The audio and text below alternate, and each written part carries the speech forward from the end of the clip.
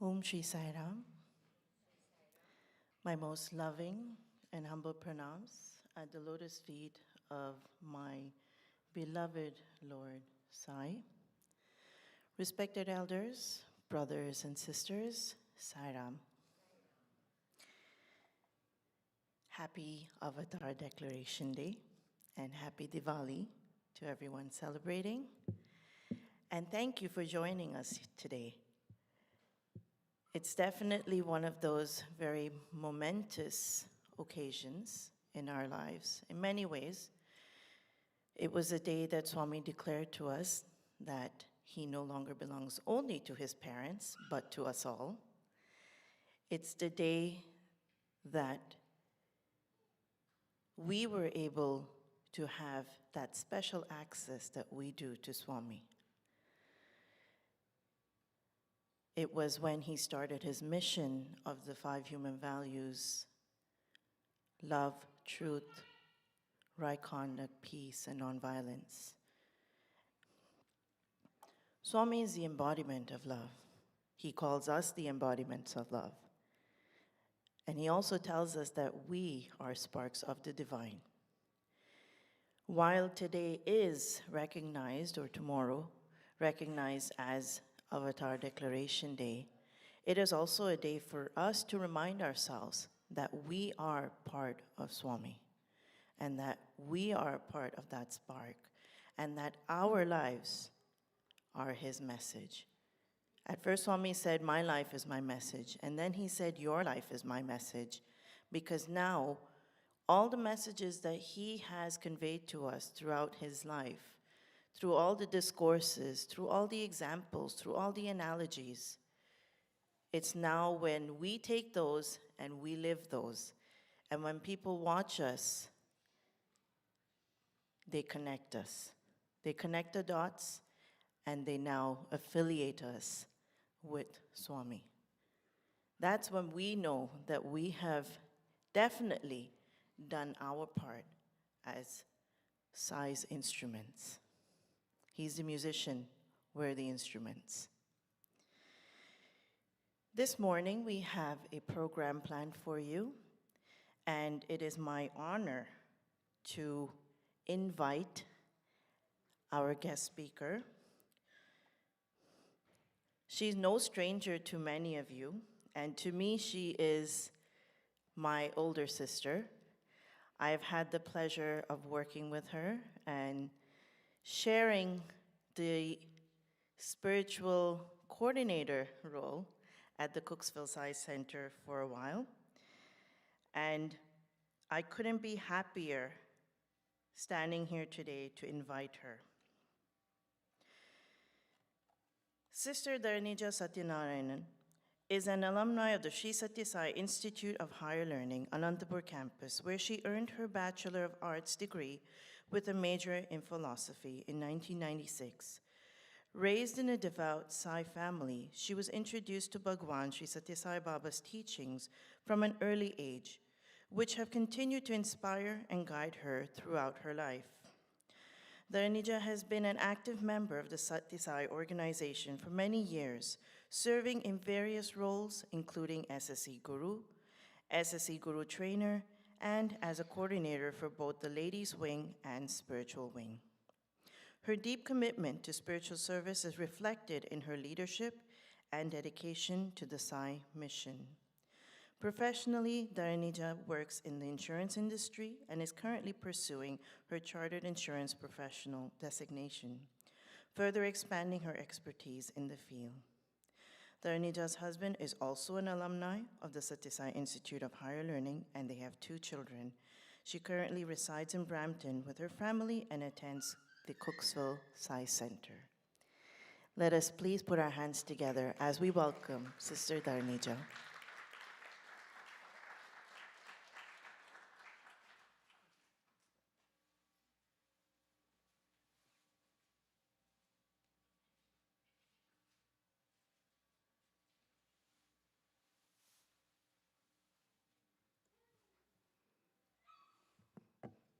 Om Shri Saram, everyone.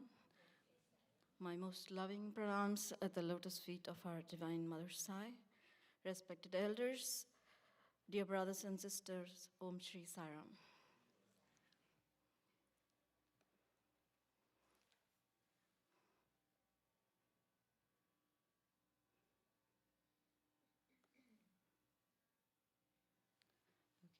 So we are gathered here as part of the Avatar Declaration Day today. It's a 2-day program, and it is also the auspicious occasion of Diwali. So happy Diwali and a wonderful Avatar Declaration Day to all of you here. 85 years ago today, or tomorrow, to be exact, Swami declared that he was no longer Satya, he was Sai, which means he is open to the world.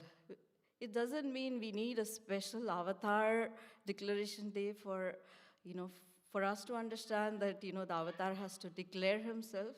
The avatar was always there, like our breath, like how we breathe in and breathe out. We cannot see the air. Avatars or gods are like that. We cannot see them. We can feel them. We can feel their love. We can feel their presence. We have to make an effort for that. Like we breathe 26,000 times a day. So breathe in, breathe out. How many times are we consciously aware that we are breathing?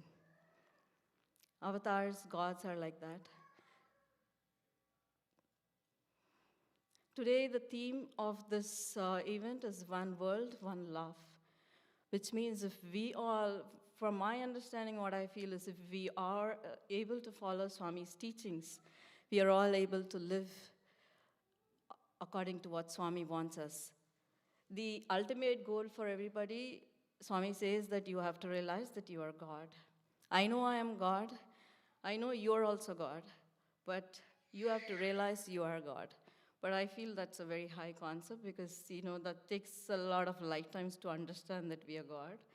So I think we can follow a little bit of, those 5 values which he said, or, the simple steps. He has given us a lot of steps, not a single step, but a lot of steps. So if we are able to follow one of it, which we think works for us, then I think we will all be enveloped in the love of Swami. That's what I feel with this title for this wonderful day.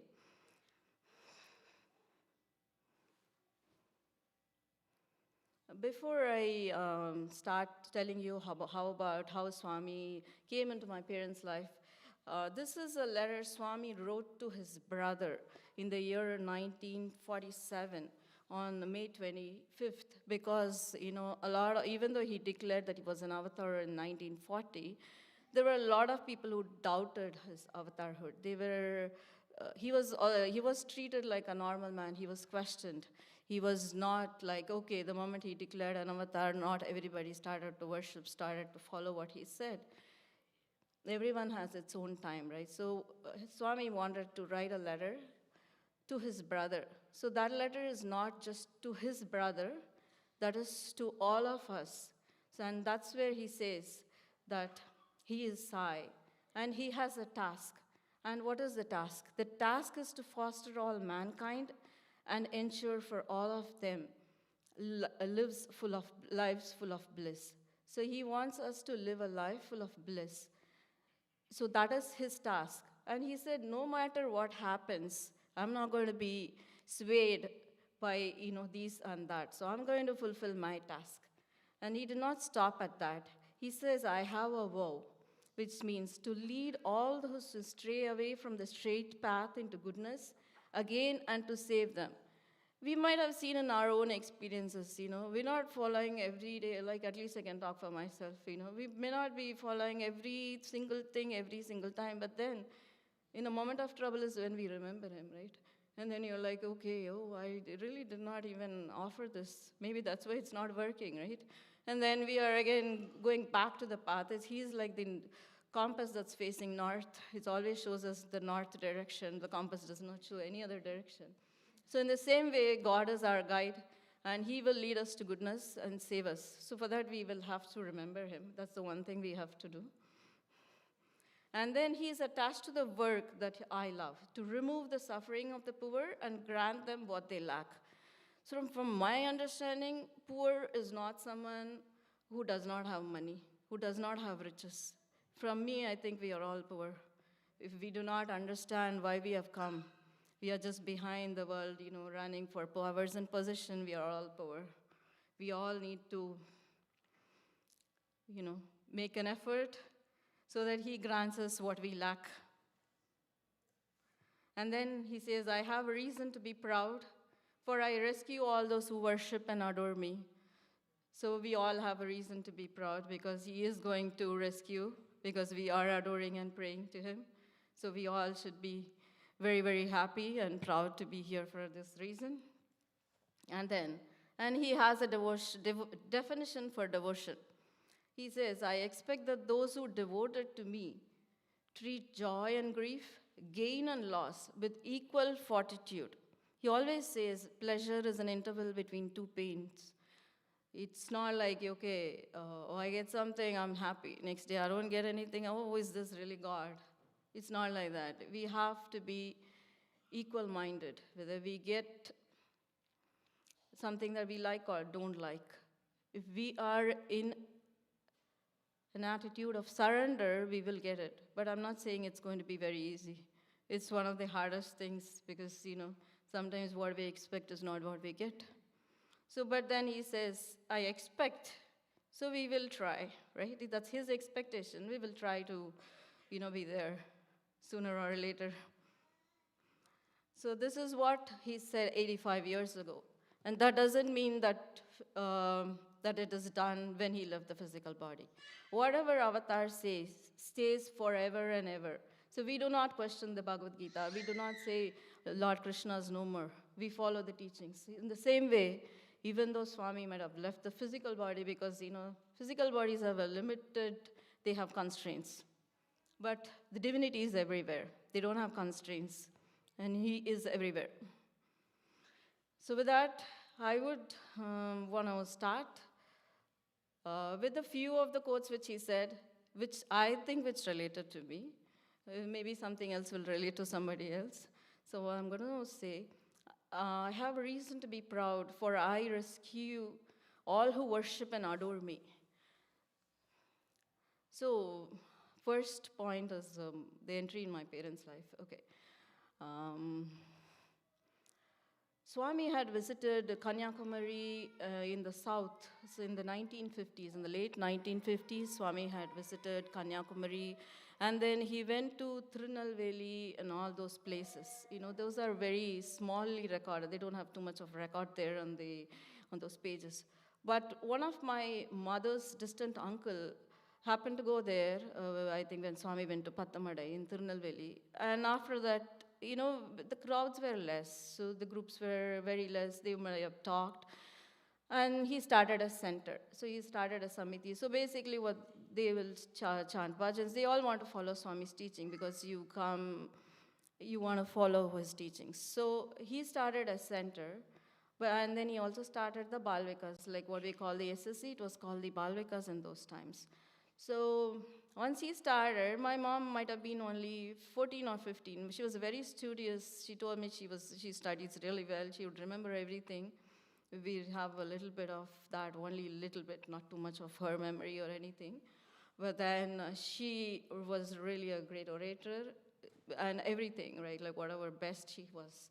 So by 14 or 15 years, she was called by her uncle because he said, why don't you come to the center to teach Balvikas to the SSC children? And she was like, I don't know anything about SSC. I don't even know who this is, right? Like, what am I going to teach? So she was given some books, but then he told her, we'll just put your name in the register because every year we have to send the register to Swami. Swami is going to see who are the teachers we have in the center. So we will have your name, right? Like we'll just have it, when you can come and teach. It's not very strict because we have some people who will teach, but we also need your name. So she's told me, like, my name at the birthday celebrations, they used to send list of those teachers and the office bearers to Swami. So she said, my name might have gone there so many years ago. But Swami's impact was not there in her life. It was like, okay, I gave an attendance, I'm done. This is how it was, right? Very casual. And then after 2 years, when she was in her grade 11, those years I think it was called the SSLC, they had to write an exam. So before those exams, there was something called a selection exam. So only if you write the selection exam and if you get a good mark, you are actually going to write the final exam because the school wants 100% pass, right? None of the school wants somebody who fails. So a few days, maybe 20 days or a month before, she loses her mother. So she was studious, but then the loss is like she lost her mother. So she was in Tirunelveli, in south of India, and when she comes out of the house, there is a temple, right? So their temple is Temple of Lord Venkateshwara. So after all these, 15 days or whatever days, these things that is done, she goes to the temple, and she just does the pradakshina, the rotation, right? Like you just go and pray. She's like, oh, I have my exams coming. I just don't even know if I'm going to pass. I'm just going to, you need to help me. This is the prayer, because she is like clueless now. She's very young, 16 years or so, and she's clueless, and she goes, does this. And then she eventually passes the exam, the selection exam, everything is done. So, but then she was not doing any job or anything. She had qualified to be, she had her typewriting, she had shorthand, but then they wanted them to get married, right? Like, they don't want you to be, it's more like a burden. Like, they don't want to take care, So after a couple of years, she gets married. When she got married, the Samiti gave her a Swami's photo. With the red robe, they gave the Swami photo to her so that she can take it home.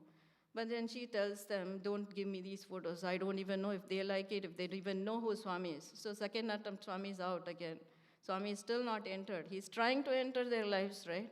But they are like, okay, no, we don't even know who you are. Like, yeah, you can just stay away like that. Right. So gradually, my father, he was an engineer, he was a civil engineer, so he had a very transferable job. So every 3 years he would move states. So he was in Calcutta. My mother was in Chennai or Madras after her marriage. So a lot of shift from Tirunelveli, a small town, to city in Tamil Nadu, Chennai. So she is going on with her life there. My father, he gets invited for the 50th birthday celebration of Swami by his manager. They give a card. I had it a couple of years ago. They had printed birthday card, Swami's 50th birthday, small card with a picture of him. And that's the first time my father is seeing the picture. And he's like, oh, this is strange. I don't even know who this is, right? And he does not decide on anything very fast. But if he decides, then he's gone there. He surrenders. But then he said, I walked, the Bhajan might have been like 3 hours. I would go out of the house, I would come back inside. I would go out, should I go, should I not go? So the entire 3 hours was spent like that. He did not go for the 50th Bhajan. The next day, the manager calls him and says, why you did not come? He said, then please come, right? And then he goes after the 50th birthday just to see what the Bhajans are. He did not understand what they were. The lady sitting on one side and sitting on one side, Bhajans going on. He did not understand. But then he said, something caught me. So he started reading a lot of Swami's books, like The Man of Miracles and those books. And that's how Swami came into his life. Even though he had come to my mother's life when she was 15 or 16, they officially did not arrive till he also was like, okay, agreed, right? Okay, we will tea. And we will say, okay, he's okay. I don't know if they thought him as God or whatever, but then, okay, it was somebody, after reading those books, they thought, oh, maybe he was doing miracles. He must be someone who's powerful than all of us, right? So that's how I think they all came into Swami's fold. Shivratri 77 was the first time they had gone to Parthi. I was 1 year old that time, so now we all know my age. So that was the time when they all took me. I was like 1 year old, so they had to carry me. I was like too sick because of the change in the water, change in the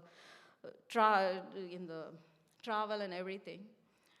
So the first darshan, before they were going, they had some vibhuti packets. My father had got 2 vibhuti packets and some books for himself, and had given 2 books from two vibhuti packets to my mother, saying, if Swami comes near you, get this vibhuti blessed, right? So that they can use for the future. So that's what it was. So they both had 2 vibhuti packets with them. So it was a very crowded time. I heard like 77 was too crowded in Puttaparthi. There was like no place even for them to stay. They stayed under the trees. So that's how crowded it was with accommodations and everything. But they were able to manage. I'm surviving today, so they were able to manage. So, so the Purnachandra is a very big auditorium for those of you who know. You can have at least 15 to 20,000 people, right, who can sit inside the auditorium. So it was almost full. So I was not quiet, I was crying, so they had to get me out. So my mother Swami had already started giving darshan. He went to the gents' side, and then he comes to the ladies' side. But I was crying, so they had to come out. My mom had to carry me and come out, and there was a big tree. And she was standing outside that tree, and she's thinking in her head, is this God? If it's God, he should know what I'm high. He should give me darshan. Is he really God? Why are they sending me outside with a small baby? Is he really God, right? So that's her thought in her head. So no sooner had she finished that, Swami walks out. He blesses somebody next to her, and then he comes to her and blesses those 2 vibhuti packets. And she thinks, okay, now you're done. You are supposed to bless these 2 vibhuti packets, you should go, right? That's how we are. We pray for one thing, and then when God gives us, we're like, okay, please go, we're done. Like we pray the next, and then you do. It's not like that with God. And he keeps waiting, he keeps standing there. My mom told me, whenever we see the elders, we show the small baby so that we get the blessings. So she says, okay, here you were in my arms. I didn't know I got the vibhuti blessed, and you were simply, there. So I showed you to Swami. So Swami pats my entire head, and then he goes away like his work is done. I have heard this many times, but this time when I was preparing for the speech, I'm like, okay, my mother actually offered me to Swami. Right? I've been like, she's told me many times, every time you see a different facet for something that's a very small experience. This time I was thinking, I'm like, okay, this is your experience, what is it for me? Like I wouldn't even remember like at a 1-year-old getting that darshan. But then it is Swami, right? So I think she was like, okay, my physical mother's like, okay, yeah, you're, bless her, right? So later on she tells me, maybe a lot of people told her, whatever you are supposed to get, he averted it. So those are all, these extra things. We don't even really know about those things because somebody else said something, right? So this is the 3 things. Swami knows our innermost thoughts, because how would he know otherwise what my mom was even thinking, standing under that tree, like if he's going to come or not. It's not even for my mother. I have a lot of experience like that. If we have time, I'll share with that. And so after this, they come back. I think they were in Visakhapatnam, because my dad had a transferal job, so they were not in one city. So they were in a different city. This time, when I was 3 years around this time, and my sister was 1 year. A very younger sister was 1 year at that time. My mother got a terrible attack of jaundice. It's called the yellow fever. She was in the hospital for quite some time. She was not getting cured. They gave her medicine after medicine. She was not getting cured. And one of her dreams, Swami comes. Swami comes with that coffin, a big coffin. He holds it like this. On a mountaintop, he holds a big coffin, and he tells her, get into this. So she's sick. She's terribly sick, and he tells her, now get into this. So which means your life is done, right? And she says, no, I'm not coming. I have 2 young children. I'm not coming. He says, come. He says, no, I'm not coming. So he asks her, are you sure? He says, yes, I'm sure. Then he says, go. And then she gets cured. So that is in a dream. He cures her, like he gives her life. So we have heard, like Swami, when you go to the interview, he gives vibhuti, he gives, lot of stuff. For her, it was like she was the only one who was there for us. She had her husband, right? My father was there. But she had no support from her parents' side. So she was very scared to leave us. She was like, what will happen to the two girls, right? She was so terrified. When God called her, she says, no, I'm not coming. So it was like, I think we might have done something good that she was there with us for a very long time. She passed away like 2 years ago, so she was there like 75, 76. So he gave her an extension of so many years. And with my father, I don't know if it's this slide or the next slide. Okay, could be this slide. Okay, so with my father, in Vizag itself, he was sick. I don't know. He had an attack of tonsils, and then something also happened. So he was admitted in the hospital, and one day he could not breathe in the hospital. So my mom said, you go and call the nurse and come, because it's not so much facilities like today that you have a button, the nurse comes running. You actually physically have to just go and call somebody. They may not be around that time. Maybe I think that's what it was. So she actually said, just go get the nurse. But I think the breathlessness was too much. My mother actually ran away to get another doctor from another side. I think my sister was the only one who was in the room. She was like very small. I do not recall that exact details, and I cannot get it, I'm sorry, because both of my parents are no more, so I cannot get those minute details here. But coming to the story, when my mother comes, before my mother comes, I had already gotten the nurse and the doctor to the room. And when my mother comes, the room was actually open, and you see a lot of them crowded outside the room. When you're coming from that far, you actually tend to think something bad happened. Because why is so many people crowding there? Like, was really something wrong? And she comes running, and she sees my dad was sitting on the bed, and he was fine. He's like, oh, the nurse came, the doctor came, and he was fine. The incident did not get over now. So after a week, they come for the checkup. When they come for the checkup, they ask, who is the doctor you saw? And they look at the register. Looking at the register, they see a doctor's name, and they tell him, oh, tell my mother that doctor was on leave that day. There was no way that doctor could have come. He was on leave. So Swami would have been the doctor who came to actually cure my father. Right?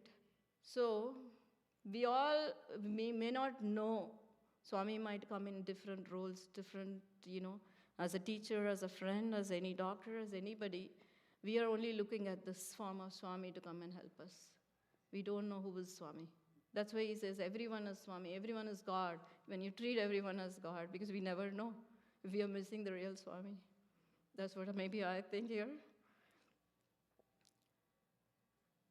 Okay, so after, going back to these party and all, we don't go too often because, it is very expensive for 4 of us to go, my mother, father, me, and my sister. So maybe it's in 1 year, maybe annual holidays.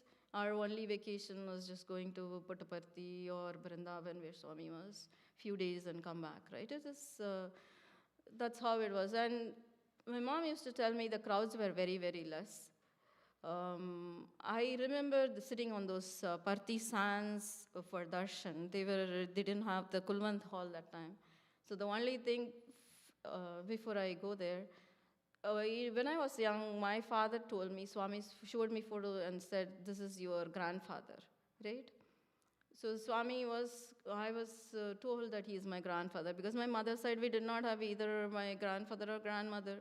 And he actually fitted that profile of getting into my grandfather's role. So they all said, okay, this is your grandfather. So whenever I saw the photo, I thought it was Tata, right? In Tamil, grandfather is Tata. So I thought, okay, this is my Tata, right?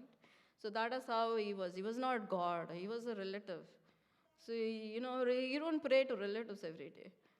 You only pray to gods, right? Like we had the photos of Saraswati, Lakshmi, and all the other gods. I would look at them and pray. Swami was like, yes, you were there, but I've never prayed to him as such. I'm like, okay, maybe you're my grandfather, right? Okay. So that's how it was. Not too much of a stranger to me. He was there. He was already existing in my life when I was being born, right? So that's how Swami was. And these darshan sands, when I go there and I'm playing, me and my sister, we will all try to play in these sands because these are very sands. You can't build anything. So what you can do is just can collect something. Maybe you find some big stones. You just can keep it aside. You might find a 1 paisa or 2 paisa. You can just do those small things. You can't do much about it. And I still remember vividly, he's just walking. And I'm like, you are my tata, and where are you walking? And I didn't even realize who this was, right? I didn't even connect. I was so scared to see somebody in the picture actually standing. I did not know. That's my first darshan, I remember. Like, I don't even know who this is, right? And then my mom is like, you need to fold your hands. Okay, fold the hands. I've been very obedient, right? So I would do all that. Whether I like it or not, I just was very obedient that way. So did all that. And then he goes away. And then when he walks, and I've been told he is my grandfather, I'm thinking, why is he walking alone? I should also be walking with him, right? I can talk to him. I can just go. I was like very playful. With Swami in my head, I always thought he was my best friend, right? Whatever.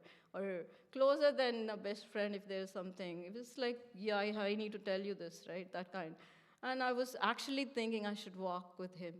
But thinking back in hindsight, I think we should all walk with him because we will not lose our way.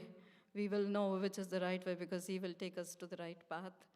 So that, so that we are not lost in these, whatever. We have to do our worldly work. There's no doubt about it. We have to do our 100%. If we take Swami with that, it becomes beautiful. He will tell us what to do. So that's my first experience with Swami. And then after coming back from these visits, we did not join an SSC when we were young because my dad had a transferable job. So he said every 3 years we have to move. What's the point in going to somewhere where you're not even going to be following? So his thing was you need to follow his principles. That was his thing. So he would get us books. You had to read all the books. So I had read so many books when I was young. And Sundays, he would get the Sundaram cassettes. So 1 hour bhajans we had to do. The main singer was the cassette player, and we had to follow, 4 of us. That was our bhajans. Every Sunday, that used to be our routine. So we never bothered. So we knew all the bhajans because we were following the best singers, right? So we knew the bhajans, we knew the tunes, we knew everything. And then for service, we used to do Narayan Seva. My mother, before cooking, she would keep a handful of rice aside, and then that we would use it for, cooking rice for Narayan Seva. So Narayan Seva is not something like because we did not join any center, we would cook the sambar rice, the potato, and the curd rice. We would take the plantain leaf, underneath that we would put those newspapers because the food was hot, and then we had to put this rice and the potato, fold it, wrap it with that string, and then we would take it. My dad had a cycle, so we would take it in the bags and give it to some poor people. We don't call the poor people, right? People who could not afford at that time. We were sitting under the street lights or wherever. We would give them food and come back. I actually felt very bad. I'm like, why would we have to give somebody food, right? Why shouldn't everybody get everything? Why are people poor? So that affected me when I was very young. I had gone for all these service from very, very young. I've seen a lot of people suffering, and that really affected me. I'm like, why should some people, get everything? Why are so many people poor? Like, it's not like I am somebody who could make a big difference, but whatever little difference I could make, I always thought maybe we should do it, right? That was something that was imprinted. Bhajans, I can just sing in the house. I am only that much of a singer. But seva is something it's very, very close to my heart. I can do service till by his grace. So one reason we would always visit Swami is whenever my father was in trouble with his work. Because, he was a civil engineer. See, he was a civil engineer, and a lot of contractors would come to him because they had to award government contracts. You know how the government contracts are. There's a lot of money involved in it. So they all want to bribe, they give money under the table so that, they get the contracts. My father was not a man for that. He had very strong principles. So he would actually get scared when he sees 3 contractors there. He would come home and take those few weeks off, actually, because he had to meet them every single day, otherwise they would bother him. They could also come to the house. So he had never given his family address to them because they would come to the house to, get the contracts. So it was very scary for him. He's like, no, I cannot do all that, With that money, he could have gotten so many houses, but then till he retired, he never got a house because he was like that. His principles was like that. I'm not going to take any money, no bribery, nothing, right? So he said, one time I even had to take a loan from the peon because I did not have money. He was taking so many days off. But then what to do? So when they were so stressed, they would go to Parthi somehow. Not because Swami would talk to them. The moment they stepped into Parthi, they feel like the problems have gone. They come back, somebody would have awarded the contract, the contractor is done, something, now the regular work starts, right? So a lot of time our Parthi trips or our Vrindavan trips are when he had a lot of trouble. So we didn't, so this was a year, I think, when I was in grade 7. I had finished my grade 7, this grade 7 holidays.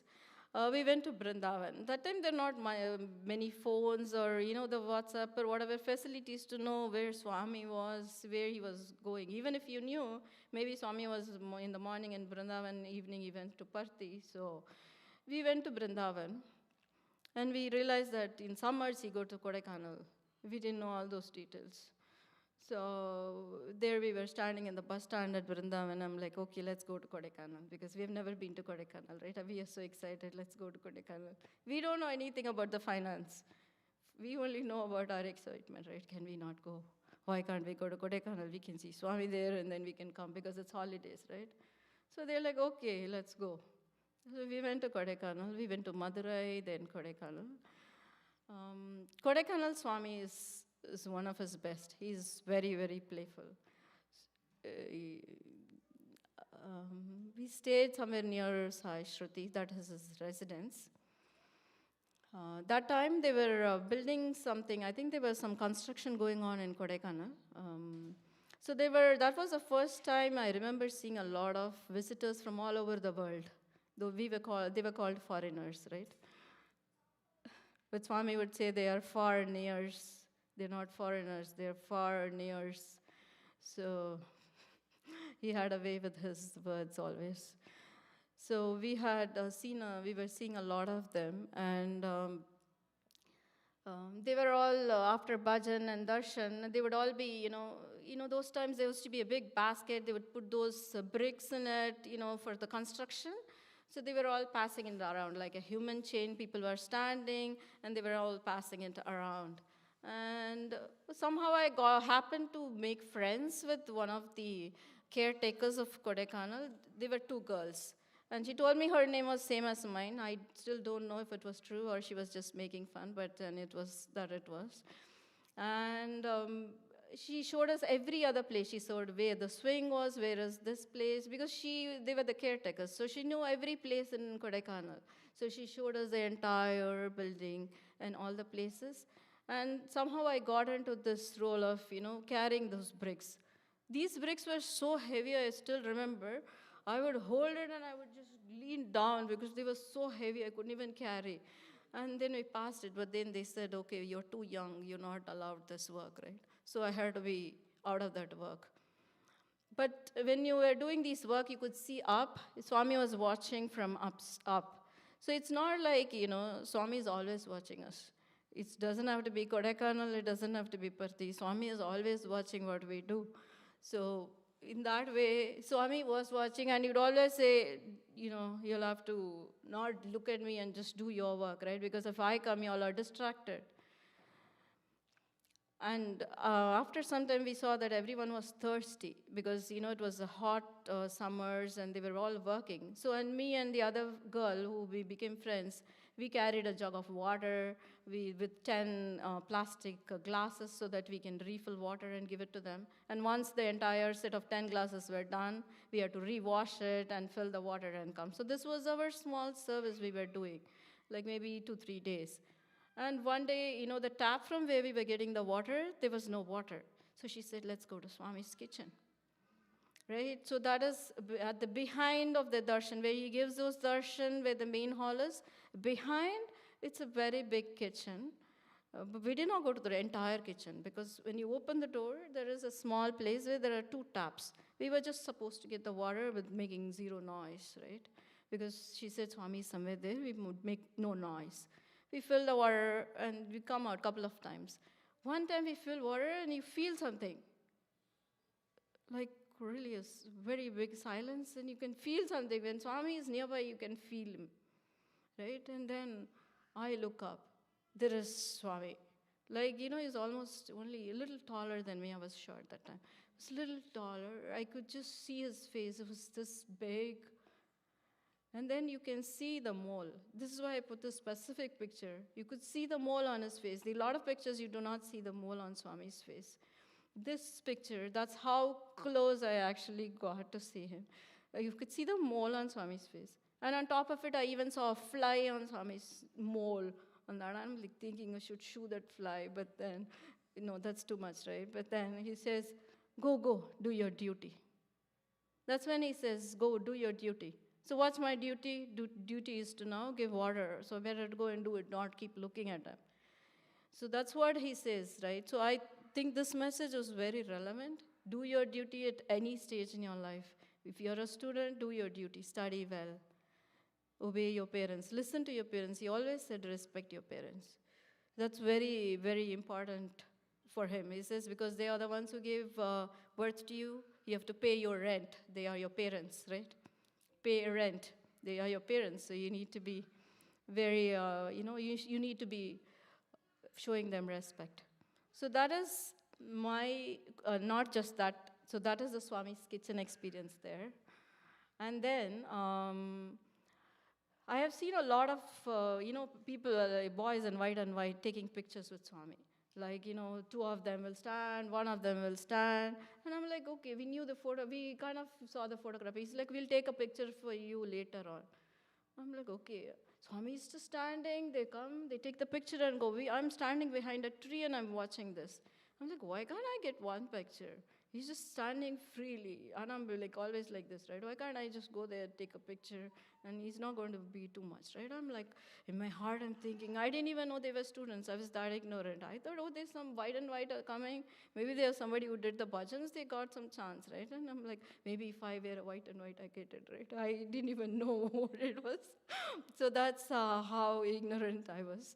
I was like, I want this picture with Swami. But then that never happened. That's in my head, right? I want a picture with Swami. But then I had a lot of experience, like seeing Swami close quarters. I used to get a lot of dreams of Swami whenever I had a problem or anything, not problem.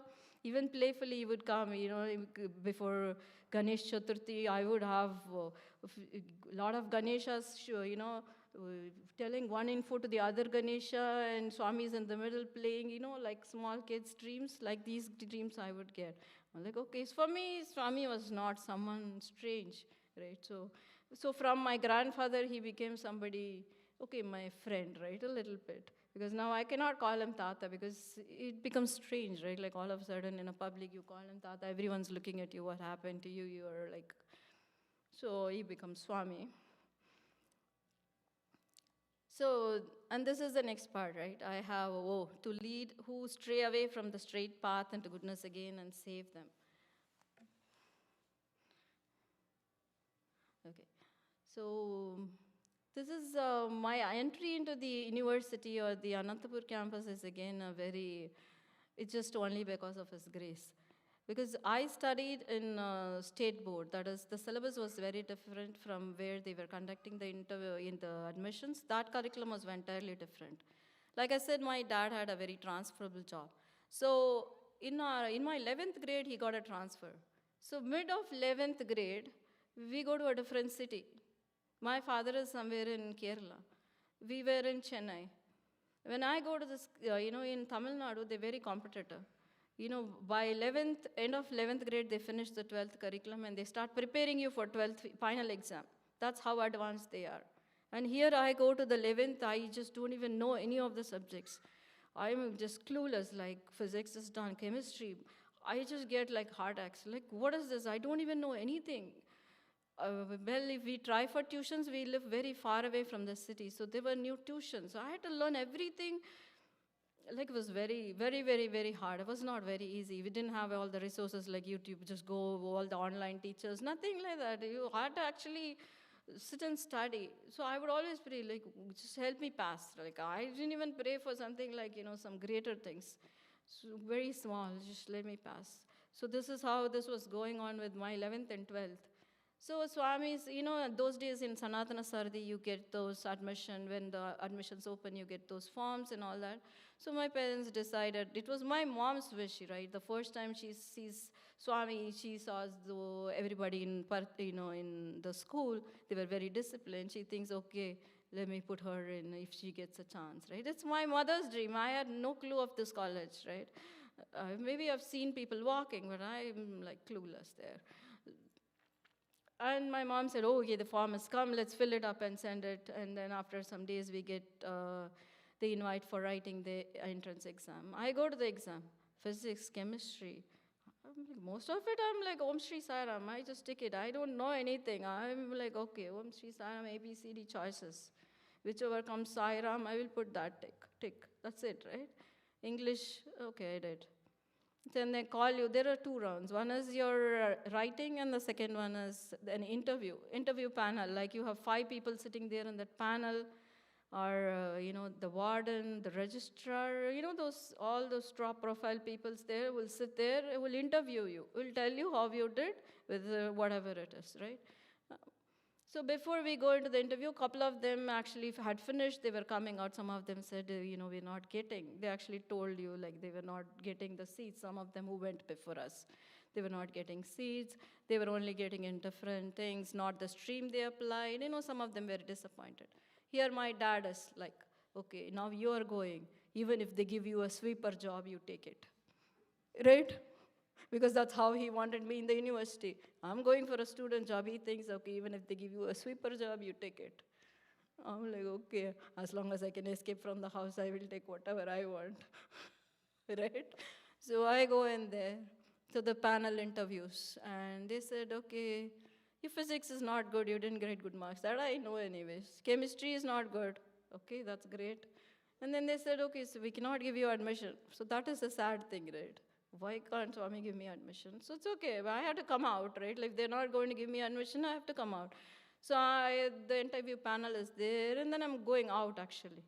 And then from there, our warden, she's called Jai Lakshmi Gopinath, but referred as Jai Mama. She calls, she says, child. And I'm like turning back. She says, you did really well in English. Will you take the arts? We'll give you Bachelor of Arts. Will you take it? And I'm thinking, okay, it's better than the sweeper job, right? Because anyways, I don't know any subject, let me take the arts, right? I said, okay, thank you, ma'am, and I'm like running out. I told my dad I'm getting arts. He says, don't get so excited. We don't know till we see the list. He's just in your head, right? They don't believe it too fast, right? Nothing. You tell them even you saw God, they won't believe, so it's fine. So this is how it was. After a day or two, we see the list, and it's like, okay, I got into Bachelor of Arts. But none of the subjects is something that I knew, except English. I knew physics, and chemistry, but here I'm going to study optional English because, I didn't know Hindi. So they gave us a separate subject for those who came from Tamil Nadu because we didn't know Hindi. So they gave us optional English.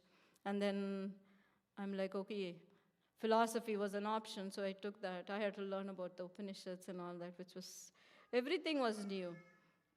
I learned economics. So these were not my fields. But then, when Swami gives you a challenge, Swami is the only one that was constant. So I actually had to pick up everything and learn from scratch. It was hard, but then that's what it is. What's not hard? So life gives you challenges like this. So when we go there, we always go for Guru Purnima, we go for birthdays, we go to Puttaparthi for darshans. Be okay. And In our second year, in the first year, Swami gave us a pendant for Guru Purnima. So he sometimes, before birthdays, he gives us saris, he gives us Panamskar, he talks to us. And he sometimes, first day he called us for an interview, and he said, "You girls are not good." He scolded us for a very, very long time. We all think Swami is only sweet. He has the other side. He's a very, very strict father. He shouted at us so much that none of us talked to each other for a week, I guess. We didn't even speak to our friends, nobody. We were like going down like this because Swami did not speak to us. That's how it was, right? When Swami doesn't speak to you, the entire world is like, you don't care. You just walk your heads down and you're like, okay, let's do our whatever namasmarana, whatever bhajans we know, whatever way to please him. But Swami is also soft like the butter, right? His heart is not very hard. So he'll melt very fast, and then he'll call you and he's like, won't your father shout at you? Won't your mother scold you? Why are you all getting upset, right? So we are back again. So he shows you the divine side, he shows you the God side, he shows you the parent side, but then there is also the Maya that is with him. You get carried away so much. You think, okay, he's your best friend. After some time, you think, oh, seriously, was he my best friend, right? So he's always this kind of question that keeps going on.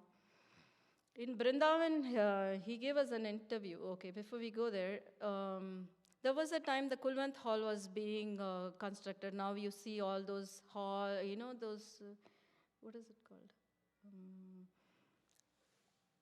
The chandeliers and all those decorations on top. That was the time they were, painting it green, the emerald green, and doing all the work there. So that year, the summer course was also cancelled. Summer course is a 2-week program. We have it in Vrindavan. Swami talks in the morning. It could be about Ramayana the entire time. And the evening, there will be special, events like, people playing, special singers, or even, special talks by speakers. So those evenings would be like that. So the second year, this was in the year 95, so we did not have any summer course. We did not have any darshan of Swami. So we started our university. There was no darshan. And he did not even call us for Guru Purnima. It was very close to Guru Purnima, and we hadn't received any message that he said, okay, we'll call you, right? Usually there is this phone that rings, and Charma madam waits. There's the big long ring, and Charma madam stands next to the phone. And then once there is a call from Parthi or Vrindavan, she calls, she claps, and she calls everybody. She's like, Swami has called us, right? You get the message like that. And first time after, we were actually doing a special prayer for one day. Because Swami hadn't called us, it was almost very close to Guru Purnima. We were like, really, like, why isn't he called us, right? So there is a special bhajan we always do. I think the Ana Hi Padega Baba bhajan, they always sing that one. So this was the one special year where we actually got extra time during our lunch break to do that prayer, to do the bhajans, offer a 1 hour extra prayer. And then by evening, Swami had called us. He said, okay, you can all come to Vrindavan for one day. After a few minutes, the phone rings again, and he says, okay, you can all come for 3 days. Finally, the message is like, okay, you can all come for 5 days. So from 0 days, we are getting the darshan for 5 days. So there is this festive atmosphere in the hostel. Everyone's running around, packing the bags.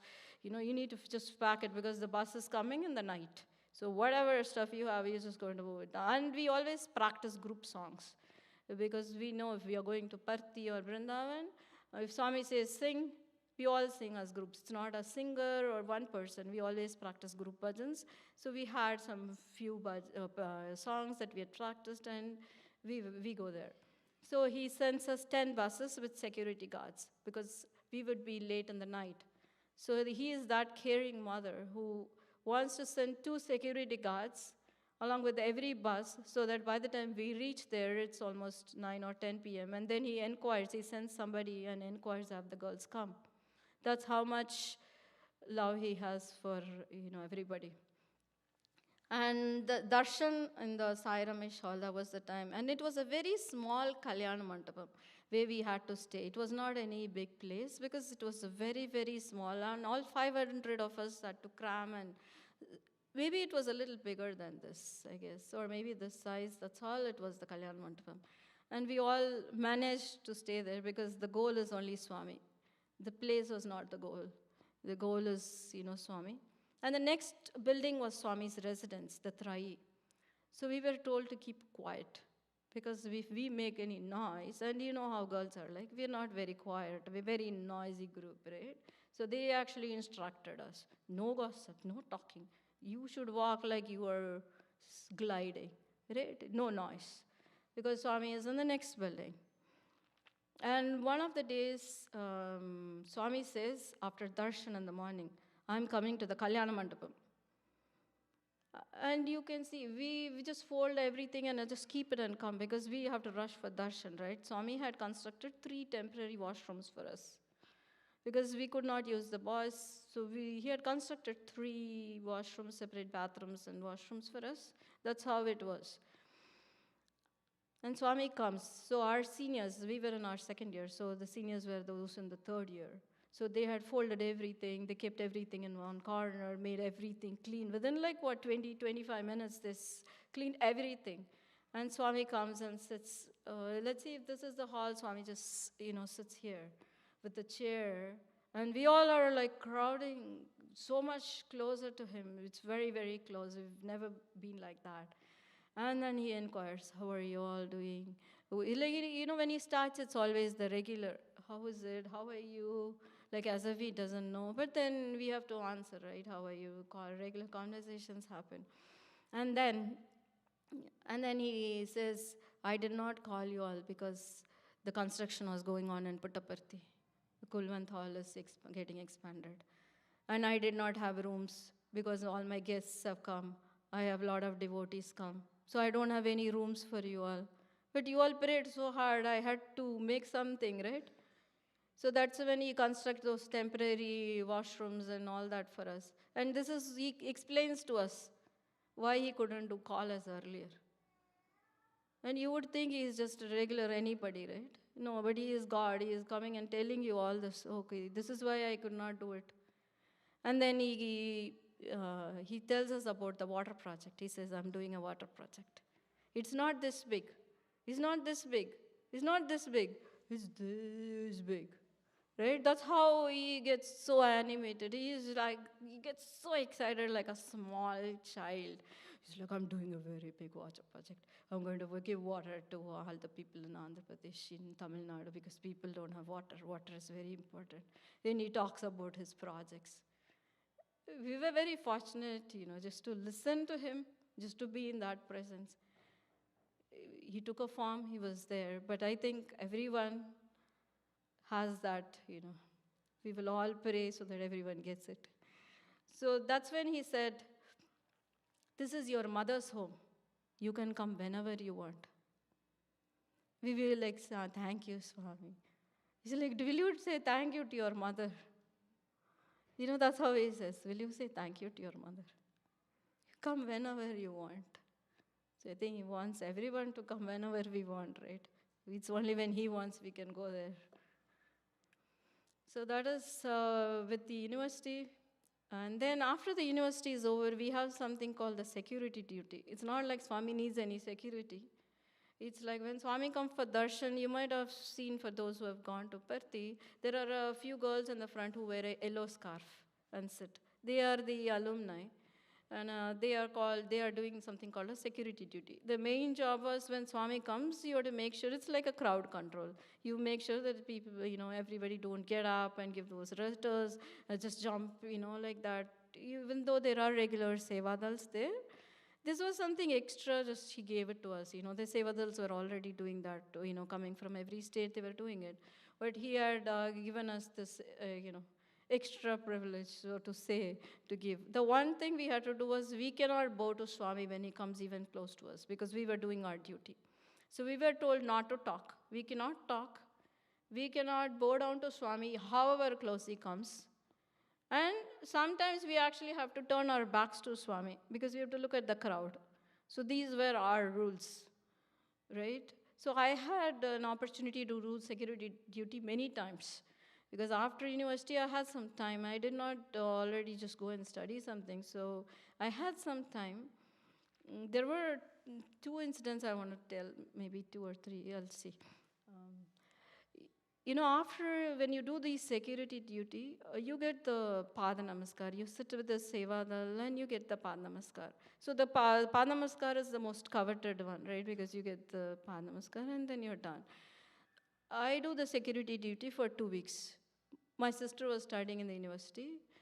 My parents come. They're like, okay, we are done. We booked the return ticket. We have to go. I'm like, morning I have the darshan, I have the Pada Namaskar, right? We can go in the evening. He's like, no, there are no tickets available. We already booked. Morning darshan, after it's done, we are going.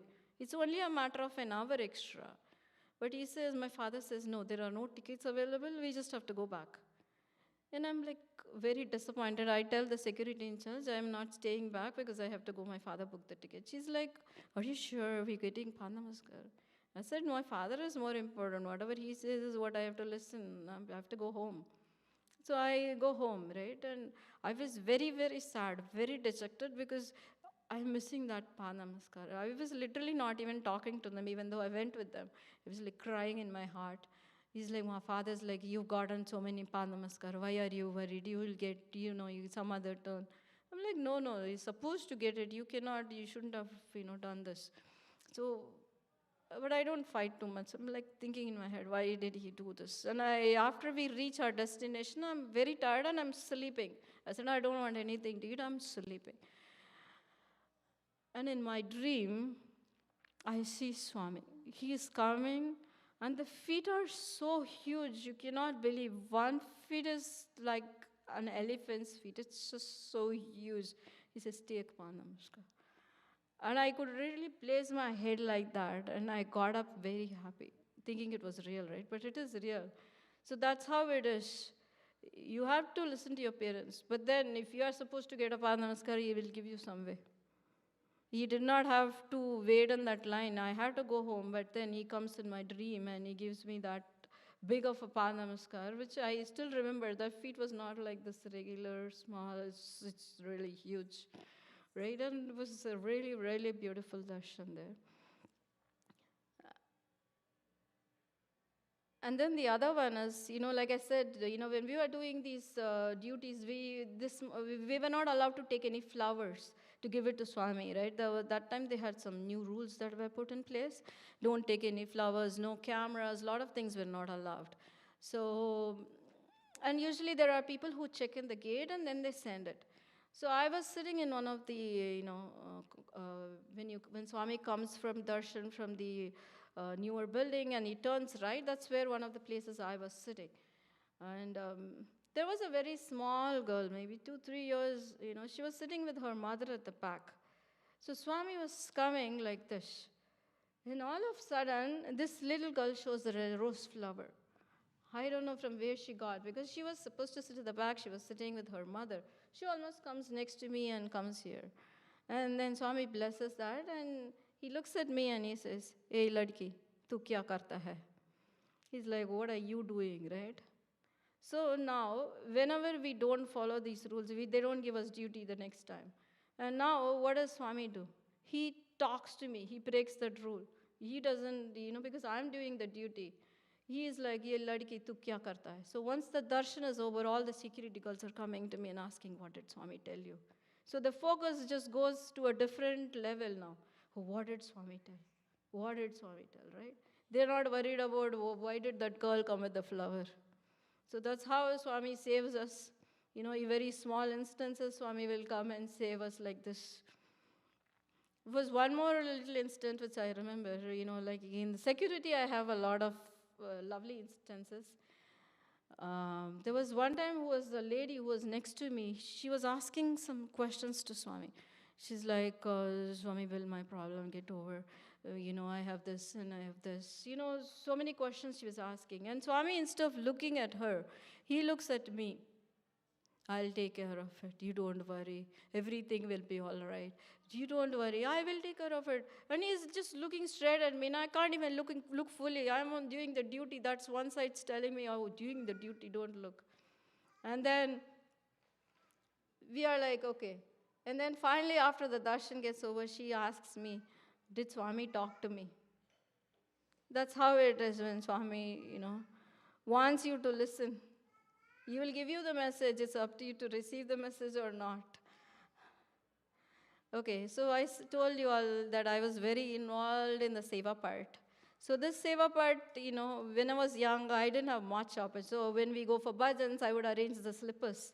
That is one thing I liked because, everyone keeps it here and there. So you always have that chance to keep the slippers in order. Which find some small things. I would always work in the kitchen, help them cut vegetables. Somewhere invisible is where I like to be. Unless Meera called me, I wouldn't have been here. So that's how it was. And then COVID happened. It was a very tough time for everybody. So that was the time I became the coordinator. And we wanted to do something for Aradhana Day. So everything was closed, right? Like there's food, every place was closed. You had to wear your mask and just, everybody said we won't take any new projects. There is no new projects because whatever is there, we'll just pack the food or, buy, whoever donates, because it was tough, right? So and I'm thinking in my head, a lot of people want masks. We don't have any masks. That was the time, Michael Garren Hospital had put out a newsletter saying that they needed a lot of masks and they had sent out the cloth mask, how to do kind of things on the flyer and everything. I was looking at that and I'm like, okay, can we do this? Everyone's like, no, we don't have anything. The stores are closed. Everything is closed. We can't do any new project. I said, when people are drowning is when you just lift them. You don't teach them swimming, right? When someone's drowning, you just lift them up. You're not going to say, okay, this is how you learn. That's not the right time, right? So I was in my heart like, okay, can I do something? Some of this, my president at that time, she said, okay, if you think you can do, let's do. And there were a few ladies who were really good in sewing. I just don't know anything about the needle, right? So I said, okay, can we do this? And they had a lot of fabric from Fabric Land. Some of them just had new fabrics. Some of them had elastics. But somehow everything came together, right? And then we were able to donate masks to the Michael Garren Hospital for almost 1.5 years. This project went for 1.5 years. This was the first picture I put it because that was the first set of masks we did, 222 masks. That Swami's picture is in my house. And that's me standing in front of the Michael Garren, giving to donate these masks. So even if we have not seen Swami, how can we see Swami? I always think Swami is in the nature. So that's why I put these pictures. For me, sunrise, sunsets, everyone thinks in my house I'm a bit crazy, but I'm okay. So that's how I think I see Swami. This latest picture of the rainbow is just 2 days ago. It was, the forecast said it is cloudy and rainy. And I just look out the window. One side was the picture on the right, where you see the bright sun rays. And the left side, I look, it's a small rainbow. I just took the picture to show you all, because the pink rays was really great that day. And there was an experience by, a camera, a photographer who uses the Krillian photography, where he says, the pink rays are the rays of Swami. And I felt like, okay, I should show it to everybody. The pink rays are the rays of Swami. So I want to finish it with this one. This is a small prayer which Swami had written to everybody. Most of us are aware of it. Even if we say one line of this, Swami, take my hands, I'm sure he is going to take us and lead us to the path. So with this, I'd like to conclude my talk. Thank you, everyone, for this chance and an opportunity.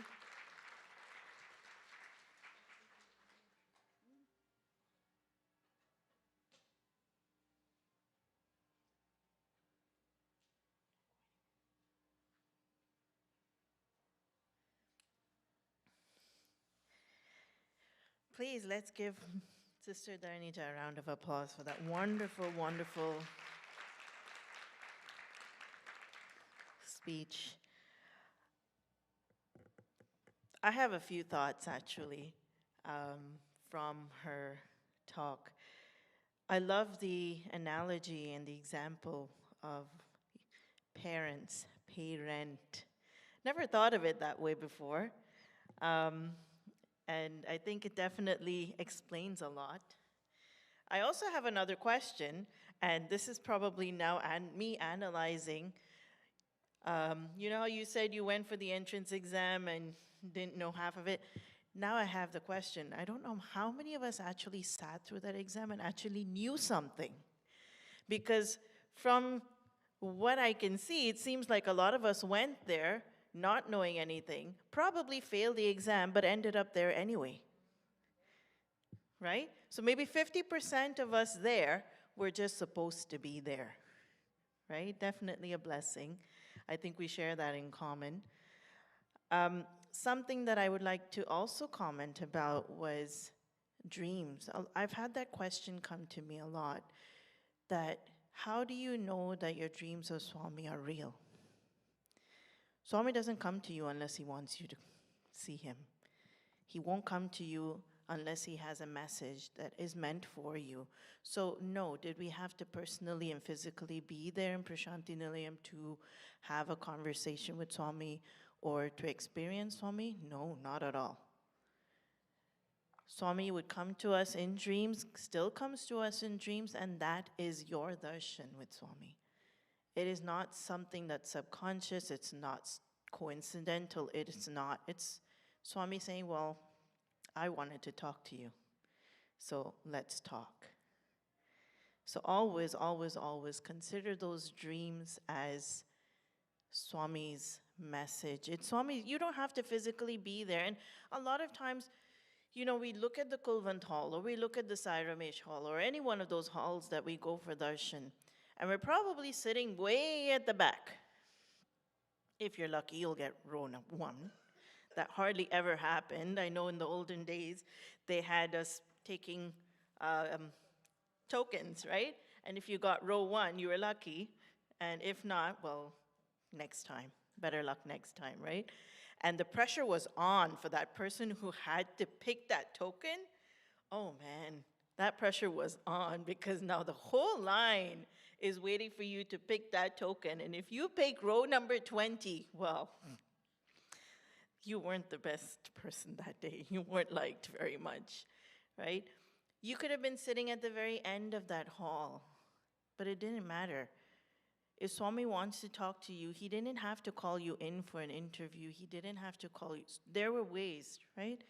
Your mom, Swami went to see her, or Swami comes in dreams. So please, if Swami is coming to you in a dream, it is real. It is Swami saying, I'm here to talk to you. Are there any questions or comments for Sister Dharnija?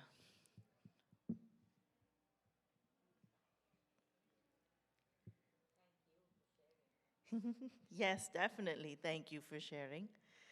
I will let you in on a small little secret. I did tell you that the two of us had the opportunity of working together as spiritual coordinators.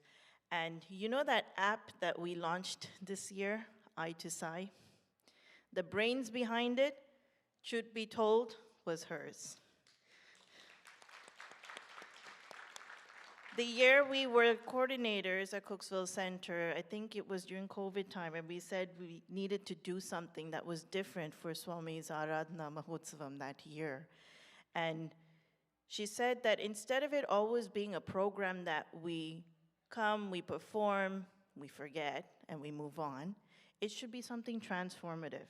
That we should be able to transform our lives through Swami's message, if that is what Swami has been telling us all our lives. And she said, maybe we should come up with something like an app that would help us do that. And that is where that thought was rooted and stemmed. And I piggybacked on it and shared the idea with our congregation members over here. And it's up and running, Eye to Sai, something that helps us transform ourselves. So thank you for the idea.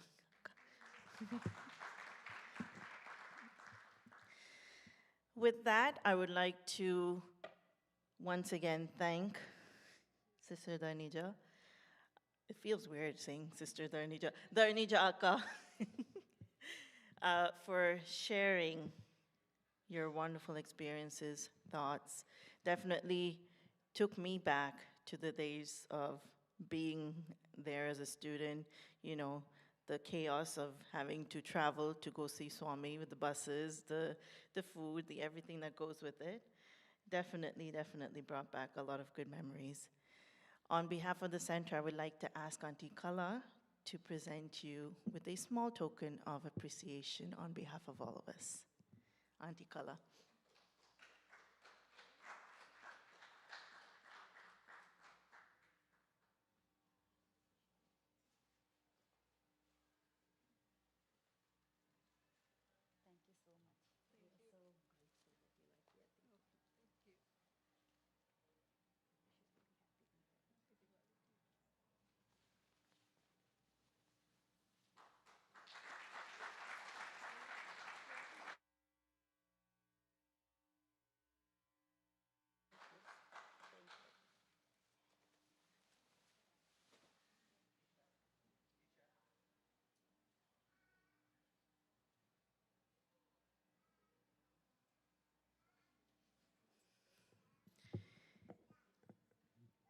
Thank you, everyone. We can now get ready for our regular Sunday bhajans.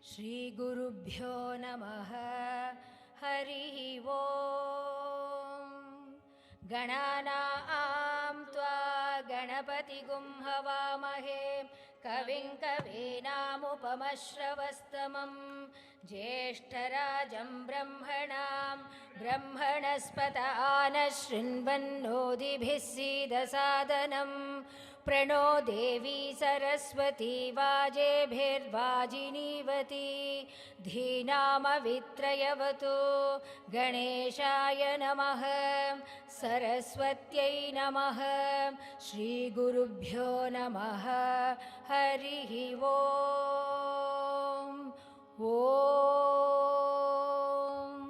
Tacchayoravrinemahe Gatum Yajnaya Gatum Yajnapataye Daivi Swastirastu Nah Swastirmanushebhyah Urdhvam Jigadu Bheshajam Shanno Astu Dvipade Sham Chatushpade Om Shanti Shanti Shanti Sahasrasisha Purushah Sahasrakshas Sahasrapat Sabhumim Vishwato Vritva Atyatishthadashangulam Purushaye Vedagum Sarvam Yadbhutayyacha Bhavyam Utamritatvasyeşanah Yadannenatirohati एतावानस्य महिमाम् अतो ज्यायागुश्च पूरुषः पादोऽस्य विश्वा भूतानि त्रिपादस्यामृतं दिवि त्रिपादोद्भवुतैत्पुरुषः पातोऽस्येह भवात् पुनः ततो विश्वं व्यक्रामत् शासनानशने अभि तस्मात् विराड जायत विराजो अधिपूरुषः स जातो अत्यरिच्यत पश्चात् भूमिमथो पुरः यत्पुरुषेण हविषा देवा यज्ञमतन्वत वसन्तो अस्यात् सीदाज्यम् ग्रीष्म इद्मः शरद्धविः सप्तास्यासन् परिधयः त्रिसप्तसमिधः कृताः देवायत्यज्ञं तन्वानाः अभत्नन् पुरुषं पशुं तैयज्ञं बर्हिषि प्रोक्षन् पुरुषं जातमग्रतः तेन देवा अयजन्त साध्या ऋषयश्च ये तस्मात् यज्ञात् सर्वहुतः संभृतं पृषदाज्यं पशुगुस्तागुश्चक्रे वायव्यान् आरण्यान् ग्राम्याश्च ये तस्मात् यज्ञात् सर्वहुतः रुचः सामानि जज्ञिरे छन्दागुंसि जज्ञिरे तस्मात् यजोस्तस्मादजायत तस्मादश्वा अजायन्त ये केचोभयादतः गावोह जज्ञिरे तस्मात् जाता अजावयः यत्पुरुषं व्यददुः कतिधा व्यकल्पयन् मुखं किमस्य गौ बाहु कावूरुपादावुच्येते ब्राह्मणोऽस्य मुखमासीत् बाहुराजन्यः कृतः ऊरु तदस्य यद्वैश्यः पद्भ्यागुं शूद्रो अजायत चन्द्रमा मनसो जातः चक्षुः सूर्यो अजायत मुखादिन्द्रश्चाग्निश्च प्राणाद् वायुरजायत नाभ्या आसीदन्तरिक्षं शेष्णोद्यौ समवर्तत पद्भ्यां भूमिदिशश्रोत्रात् तथा लोकाकुम् अकल्पयन् वेदाहमेतं पुरुषं महान्तम् आदित्यवर्णं तमसस्तु पारे सर्वाणि रूपाणि विचित्य धीरः नामानि कृत्वा अभिवदन् यदास्ते धाता पुरस्तात् यमुदा जहार शक्रप्रविद्वान् प्रतिशश्चतस्रः तमेवं विद्वान् अमृत इह भवति नान्यः पन्था अयनाय विद्यते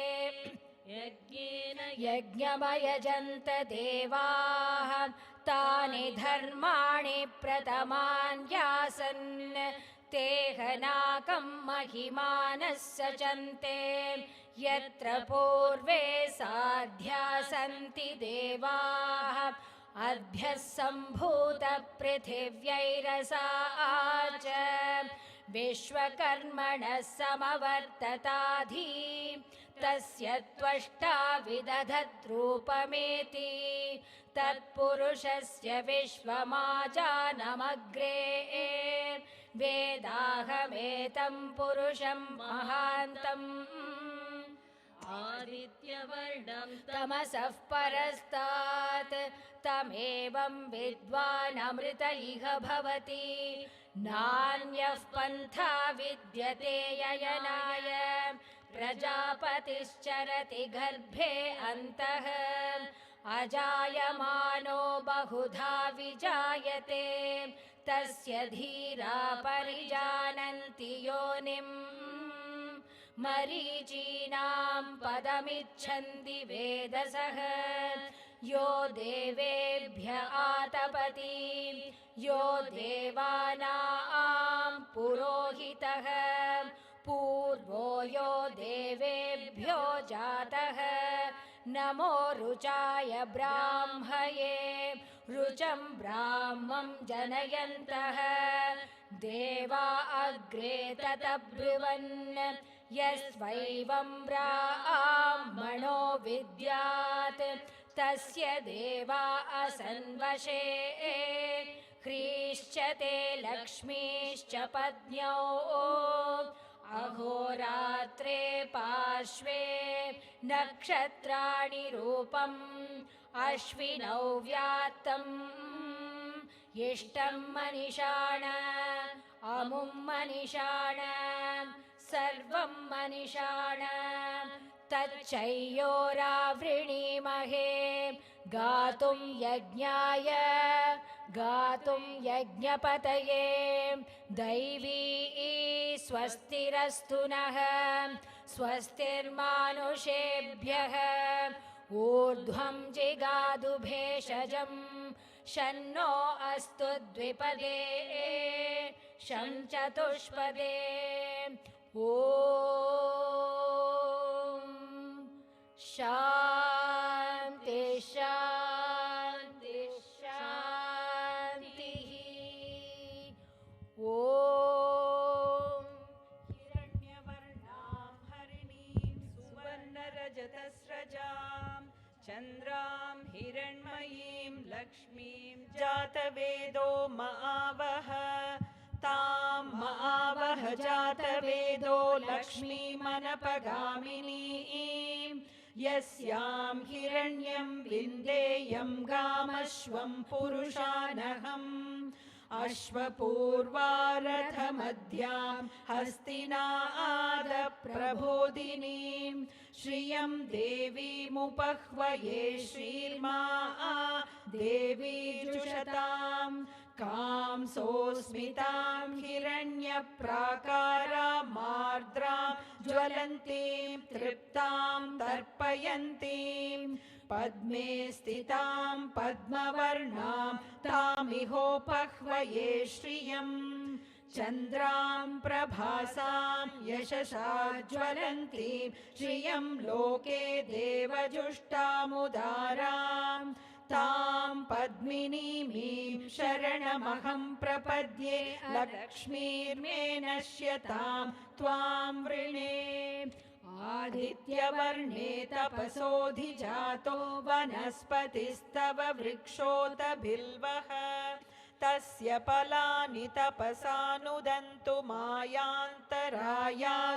बाह्या अलक्ष्मीः उपैतु मां देवसखः कीर्तिश्च मणिना सह प्रादुर्भूतोऽस्मि राष्ट्रेऽस्मिन् कीर्तिवृद्धिं ददातु मे श्रुत्पिपासामलां ज्येष्ठामलक्ष्मीर्नाशयाम्यहम् अभूतिमसमृद्धिं च सर्वानिर्नुद मे गृहात् गन्धद्वारां दुरादर्शां नित्यपुष्टां करीषिणीं ईश्वरीगुं सर्वभूतानां तामिहोपह्वये श्रियम् मनसः काममाकूतिं वाचः सत्यमशीमहि पशूनां रूपमन्नस्य मयि श्रीश्रयतां यशः कर्दमेन प्रजा भूता मयि सम्भव कर्दम श्रियं वासय मे कुले मातरं पद्ममालिनीम् आपसृजन्तु स्निग्धानि चिक्लीतवसमे गृहे नि च देवी मातरं श्रियं वासय मे कुले आर्द्रां पुष्करिणीं पुष्टिं पिङ्गलां पद्ममालिनीं चन्द्रां हिरण्मयीं लक्ष्मीं जातवेदो महावः आर्द्रां यः करिणीं यष्टिं सुवर्णां हेममालिनीं सूर्यां हिरण्मयीं लक्ष्मीं जातवेदो महावः तां महावः जातवेदो लक्ष्मीमनपगामिनीं यस्यां हिरण्यं प्रभूतं गावो दास्यो श्वान् विन्देयं पुरुषानहम् महादेव्यै च विद्महे विष्णुपत्न्यै च धीमहि तन्नो लक्ष्मीः प्रचोदयात् ॐ शान्ति शान्ति शान्तिः यदक्षरपदभ्रष्टं मात्राहीनं तु यद्भवेत् तत्सर्वं क्षम्यतां देव नारायण नमोऽस्तु ते विसर्गबिन्दुमात्राणि पदपादाक्षराणि च न्यूनानि चातिरिक्तानि क्षमस्व साईश्वर अपराधसहस्राणि क्रियन्ते हर्निशं मया दासोऽयमिति मां मत्वा क्षमस्व साईश्वर अन्यथा शरणं नास्ति त्वमेव शरणं मम तस्मात् कारुण्यभावेन रक्ष रक्ष साईश्वर हरिः ओं तत्सत् श्री साईश्वरार्पणमस्तु स्वस्तिः प्रजाभ्यः परिपालयन्ताम् न्यायेन मार्गेण महीमहीषाः गोब्राह्मणेभ्यः शुभमस्तु नित्यम् समस्तलोकाः सुखिनो भवन्तु समस्तलोकाः सुखिनो भवन्तु समस्तलोकाः सुखिनो भवन्तु ॐ शान्ति शान्ति शान्तिः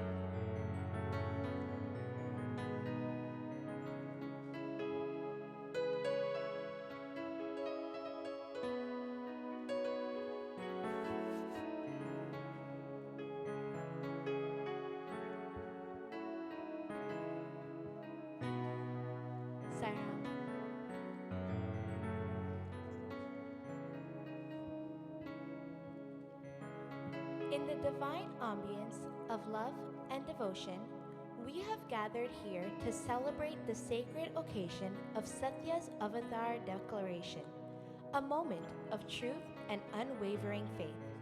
Swami, today our offerings are not just of flowers and prayers, but also of melodious devotion. Through the divine music, we seek to express the inexpressible, our love, our surrender, and our longing for your grace. Let the soulful melodies of bhajans and devotional songs rise like a sacred river, flowing through the corridors of our hearts, cleansing away all doubts and fears. Swami, as we sing with devotion, may the divine grace shower upon each one of us, illuminating our path with love, peace, and divine wisdom. Let us all immerse ourselves in this divine symphony, celebrating the eternal peace of Satya Sai Baba, our beloved Guru, our guiding light, and our eternal source of one world, one love. Om Shri Sai Ram.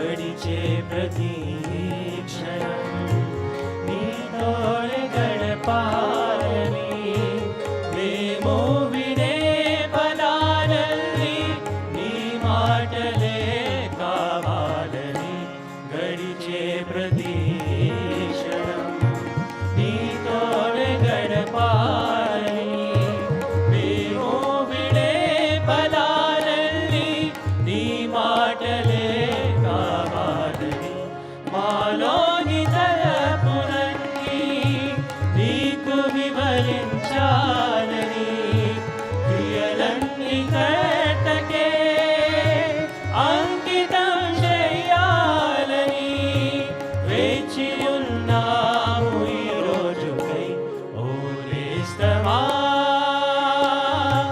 ప్రియమైన బంధమా ప్రేమ గురూపమా మా అందరి ప్రాణమా ఓ నేస్తమా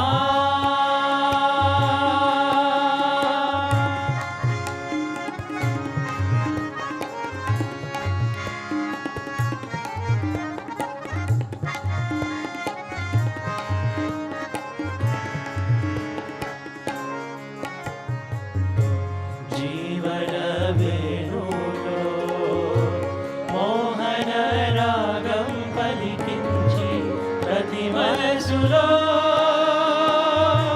నీ ప్రేమ సుధలో పొంగిల్చి జీవన వేణులో మోహన రాగం పలికించి ప్రతి మనసులో నీ ప్రేమ సుధలో పొంగిల్చి ఆనందముతో దివి భువి పులకించగా ఆనందముతో దివి భువి పులకించగా మాటలాడవా మాటలాడవా ఓలేసమా ప్రియమైన బంధమా ప్రేమ గురూపమా మా అందరి ప్రాణమా ఓలేసమా ప్రియమైన బంధమైన ప్రేమ గురూపమా అందరి ప్రాణమా ఓలేసమా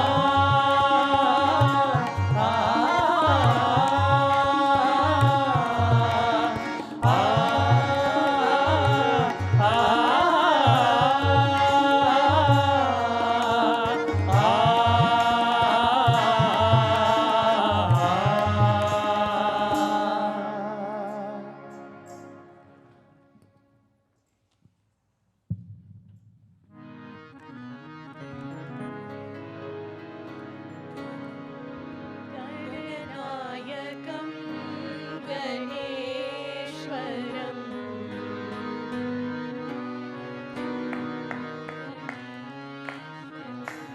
साई गणनायकं गणेश्वरम्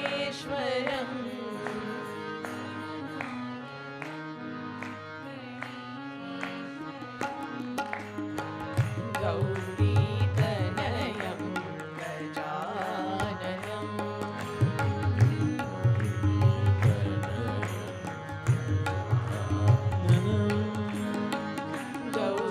गौरीतनयं गजाननम्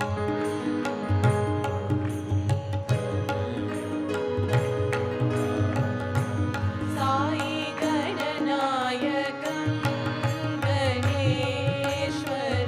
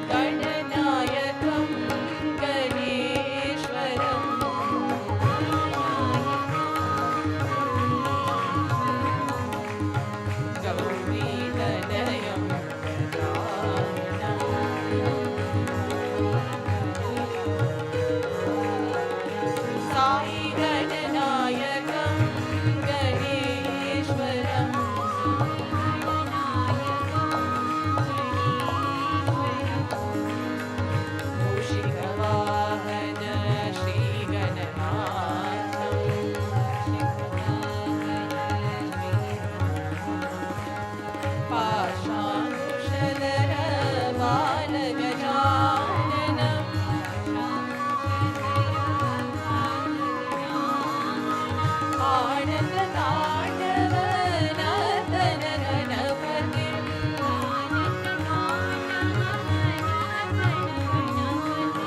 विनायकं विघ्ननाशकं विघ्नेश्वरं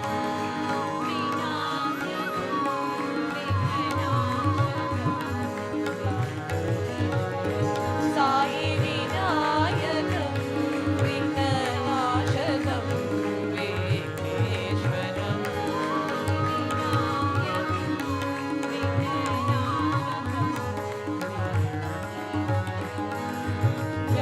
गणनायकं गणेश्वरम्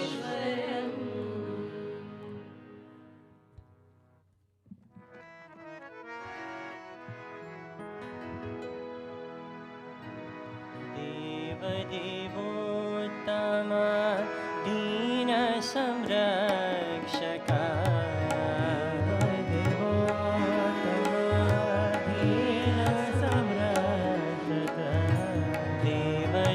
देवदेवोत्तम दीन संरक्षक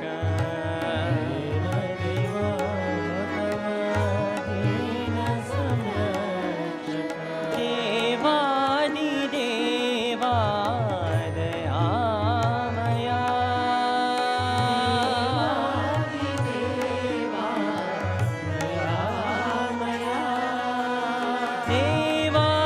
देवादिदेवा दयामया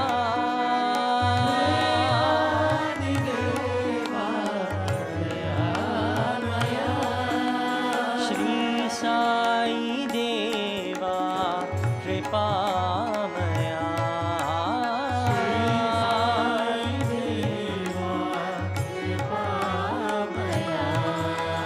श्री साई देवा कृपामया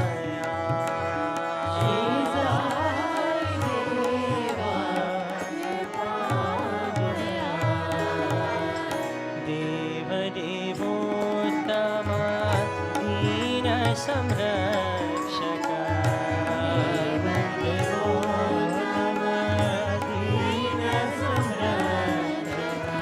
पतितो धारा पाप विदूरा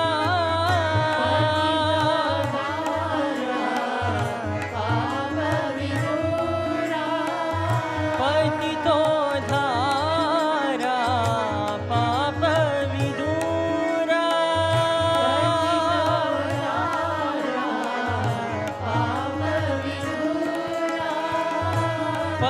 प्रतिविहारा परमेश्वरा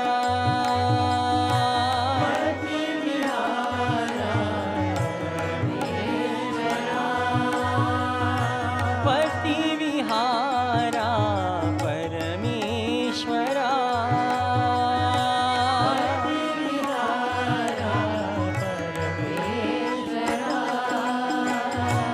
भस्मोद्भव कर भव भयनाशक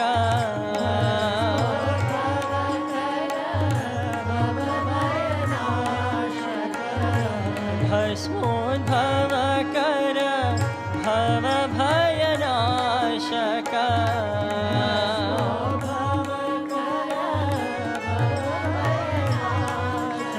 श्री साई देवा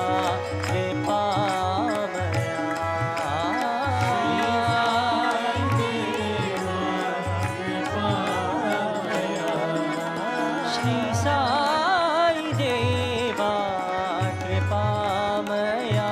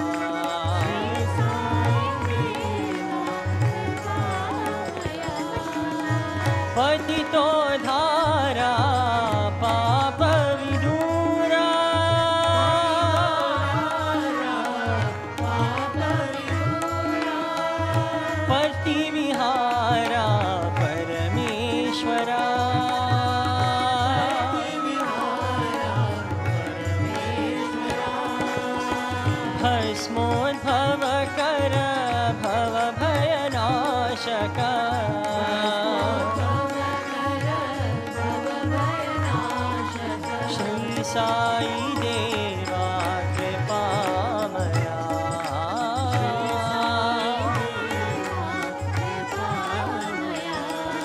श्री साई देवा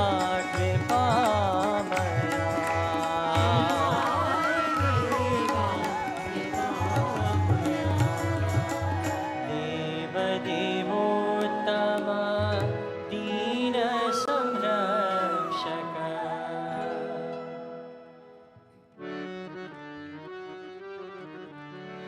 प्रणवस्वरूपा हरि ओं साई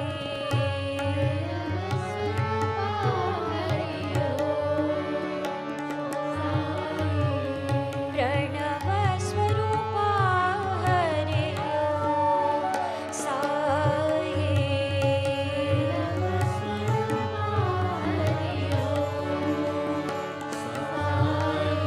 नारायण हरि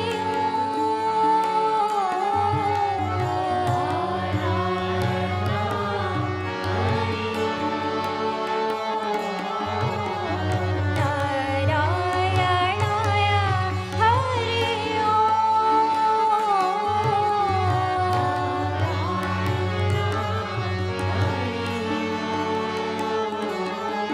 सत्य साईश्वराय हरि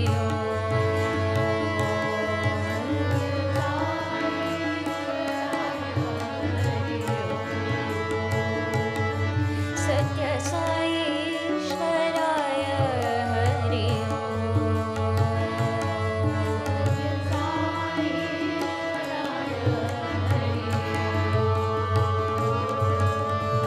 यादवाय माधवाय गोविन्दाय नमः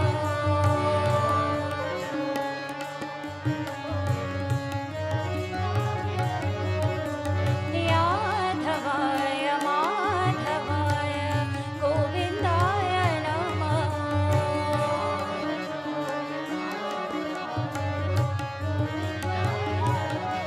परमात्मा रूपाय हरि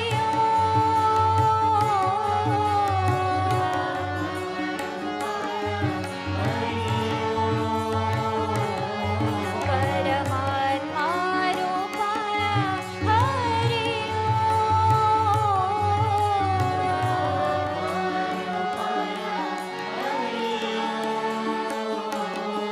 हरि ओम हरि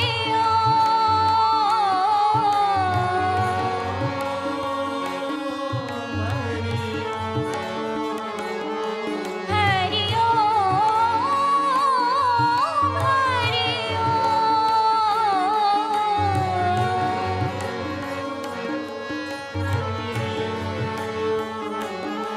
सत्य साईश्वराय Hari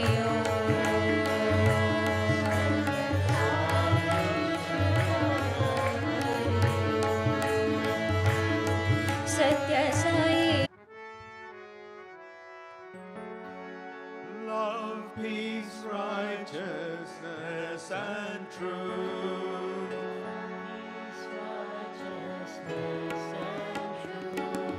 Love, peace, righteousness, and truth.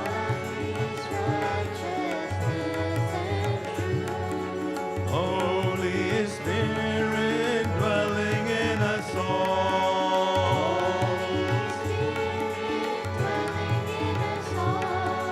Holy Spirit dwelling in us all.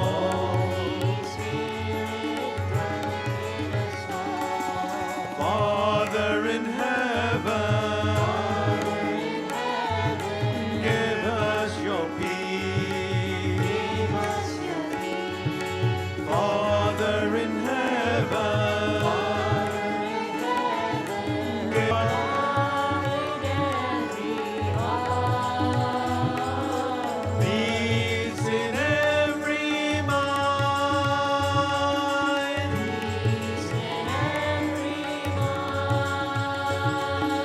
Love in every heart.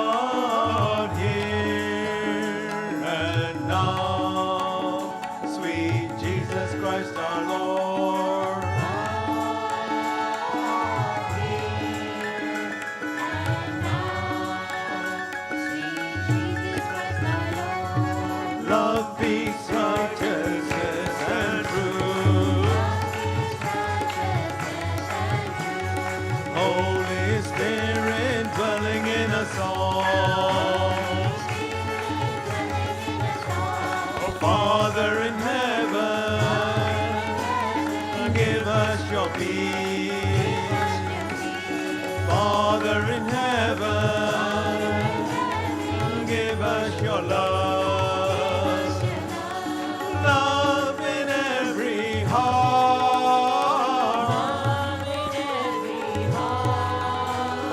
Peace in every mind. Love in every heart.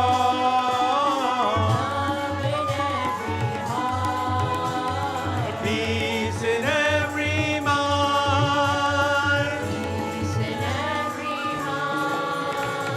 Come here and now, Sri Satya Sai Baba. Here and now, God here and now, sweet Jesus Christ our Lord.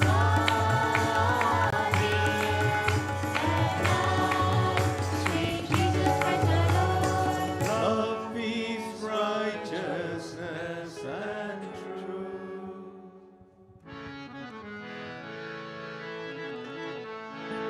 युग युग के अवतार तुम्ही हो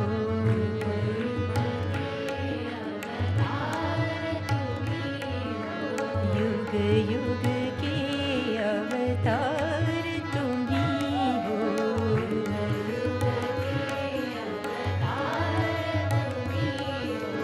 मेरे राम मेरे श्याम शिरडी साई पर तेरा मेरे राम मेरे श्याम शिरडी साई पर तेरा जग के पालनहार तुम्ही हो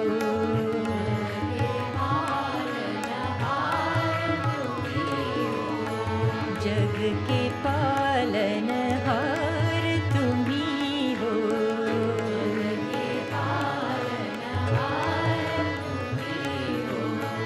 अल्लाह ईश्वर तेरे नाम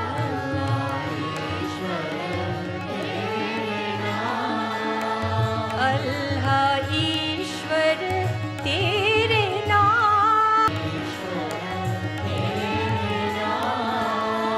सबको सन्मति दो भगवान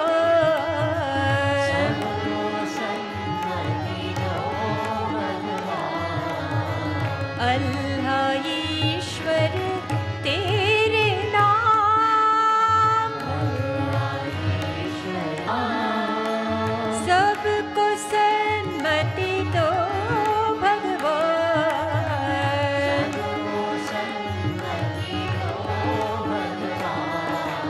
अल्लाह ईश्वर तेरे नाम शिरडी साई पर तेरा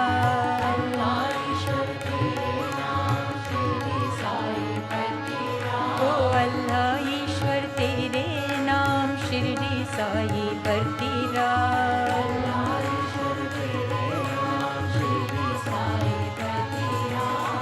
जग के पालनहार तुम्ही हो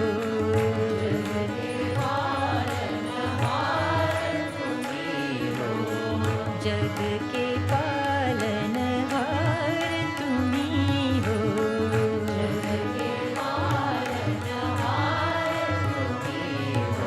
युग युग के अवतार तुम्ही हो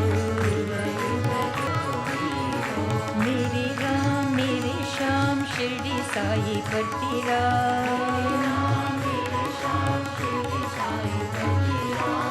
जग के पालनहार तुम्ही हो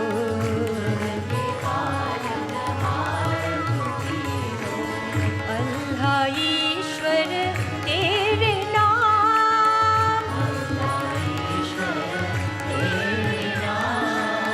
तेरे नाम तेरे नाम अल्लाह सबको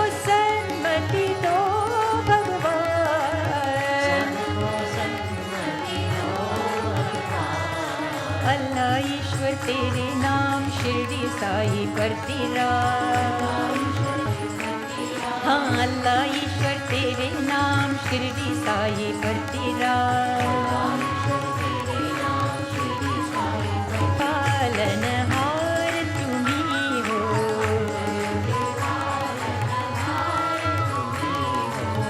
जग के पालनहार तुम्ही हो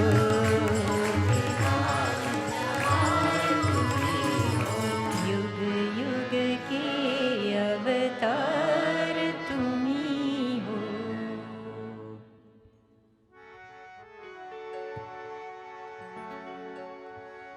गोविंदा गोपाल प्रभु गिरिधारी गोविंदा गोपाल प्रभु गिरिधारी गोविंदा गोपाल प्रभु गिरिधारी गोविंदा गोपाल प्रभु गिरिधारी गोविंदा गोपाल हृदय विहारी गोविंदा गोपाल गोविंदा गोपाल हृदय विहारी गोविंदा गोपाल हृदय विहारी गोविंदा गोपाल प्रभु गिरिधारी गोविंदा गोपाल प्रभु गिरिधारी नंद कुमारा नवनीत चोरा नंद कुमारा नवनीत चोरा नंद कुमारा नवनीत चोरा नवनीत चोरा हृदय विहारा पराजित चोरा हृदय विहारा पराजित चोरा पति विहारा पराजित चोरा पति विहारा पराजित चोरा गोविंदा गोपाल प्रभु गिरिधारी गोविंदा गोपाल प्रभु गिरिधारी गोविंदा गोपाल हृदय विहारी गोविंदा गोपाल गोविंदा गोपाल प्रभु गिरिधारी नंद कुमारा नवनीत चोरा नंद कुमारा नवनीत चोरा हृदय विहारा पराजित चोरा हृदय विहारा पराजित चोरा पति विहारा पराजित चोरा पति विहारा पराजित चोरा गोविंदा गोपाल प्रभु गिरिधारी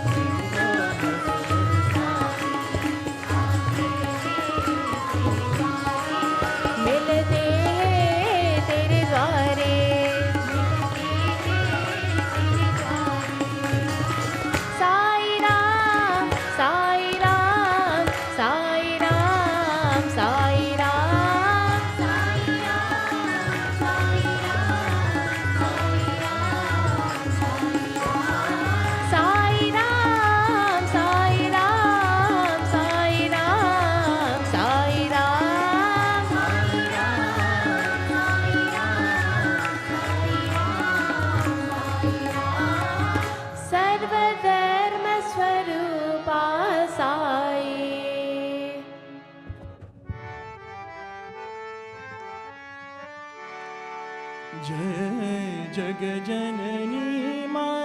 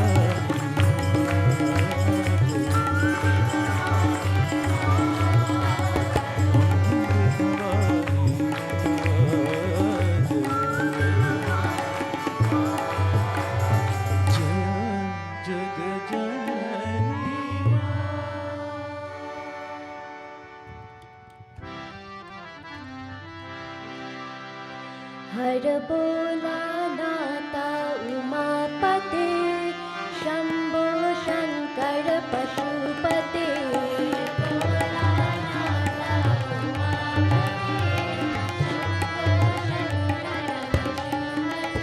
हर बोला नाता उमापते शंभो शंकर पशुपते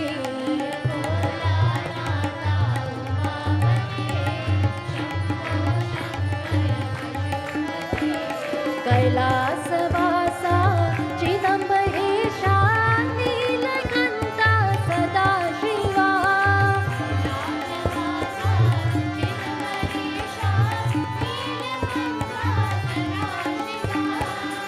कैलासवासा चिदंबरेशा नीलकंठा सदा शिवा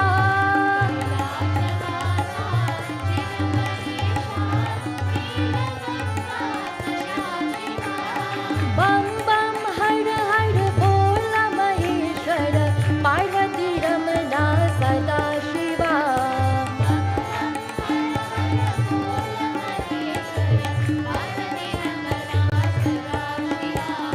बम बम हर हर बोल महेश्वर पार्वती रमणा सदा शिवा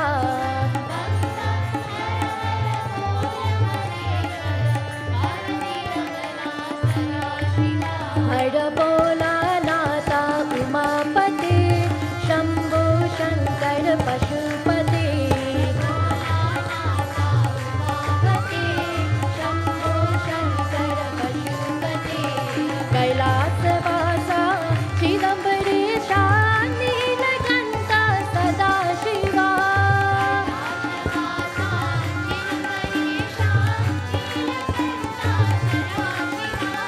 बम बम हर हर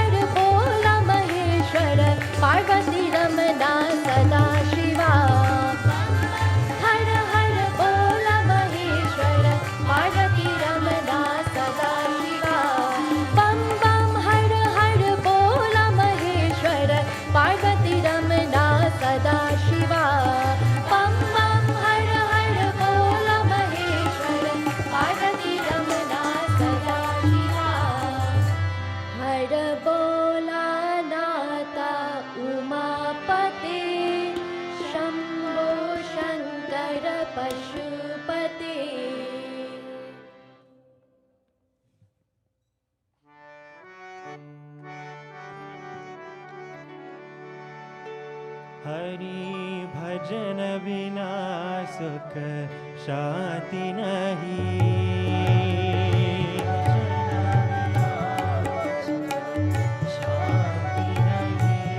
हरि भजन बिना सुख शांति नहीं।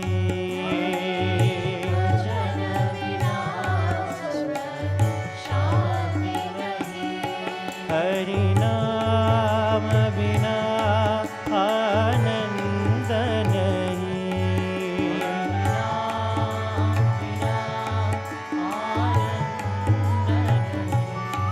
हरि नाम बिना आनंद नहीं।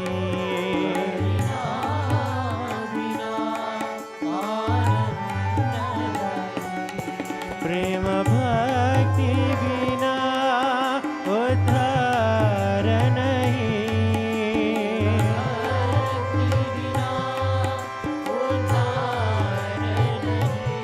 गुरु सेवा बिना निर्वाण नहीं।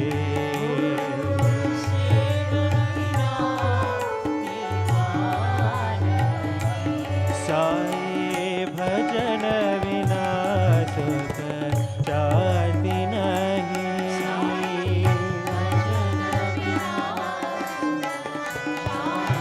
ज्ञान बिना संयोग नहीं।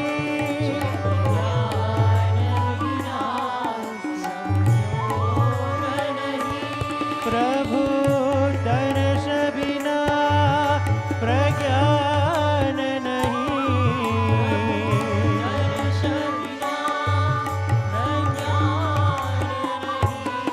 दया धर्म बिना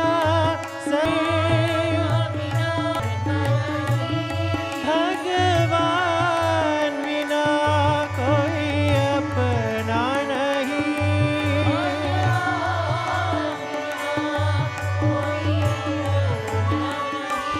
साई नाम बिना परमात्मा नहीं।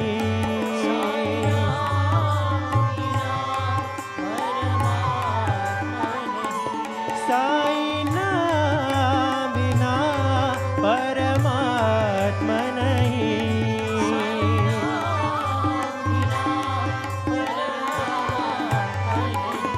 हरि भजन बिना सुख शांति नहीं।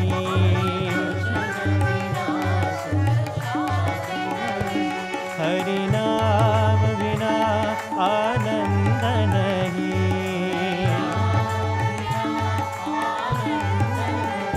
प्रेम भक्ति बिना उद्धार नहीं।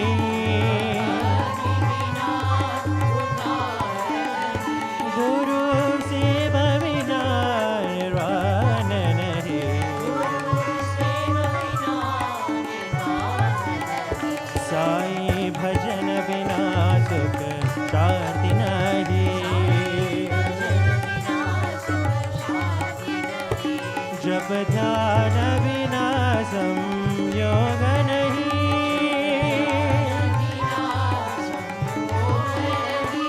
प्रभु दर्श बिना प्रज्ञान नहीं।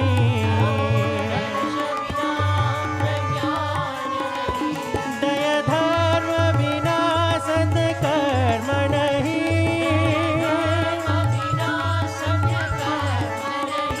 भगवान बिना कोई अपना नहीं।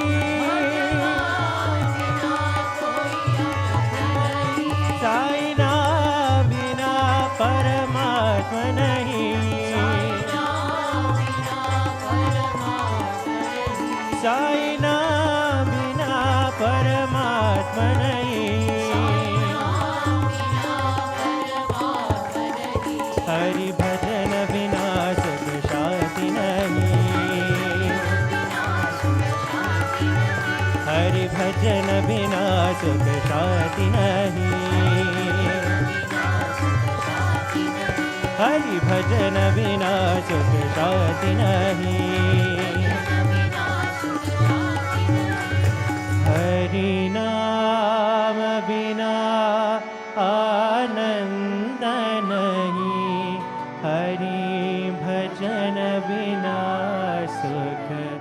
शांति नहीं। मानस भजरे गुरु चरणम दुस्तर भ्रम सागर तरणम।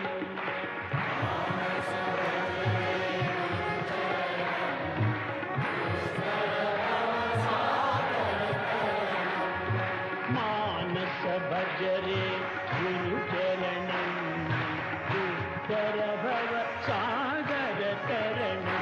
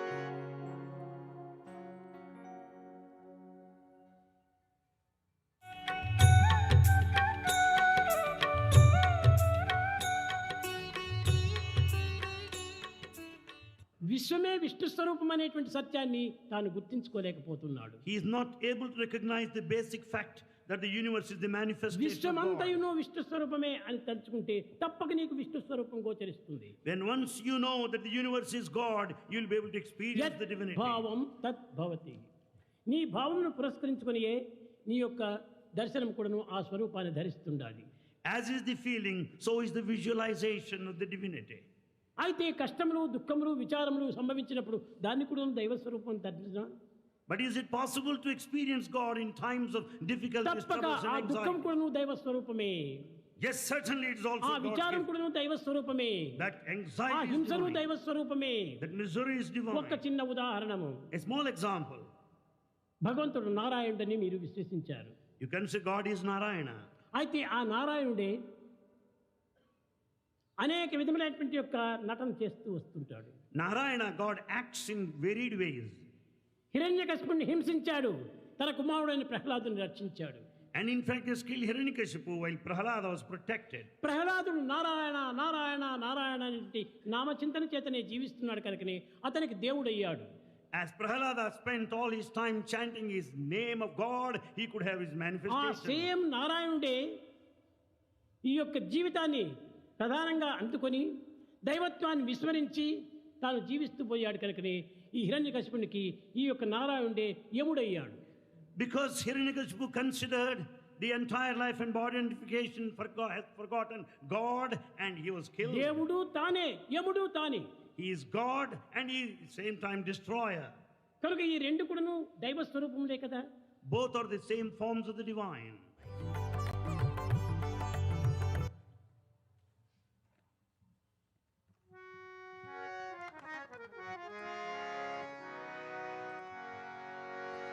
ॐ तत्सत् श्रीनारायण तु पुरुषोत्तम गुरुतु सिद्धबुद्धतु स्कन्दविनायक सविता पावकतु सविता पावकतु ब्रह्ममस्तु शक्तितो येषु पिता प्रभुतो रुद्रविष्णुतो रामकृष्णतो ब्रह्मतावतो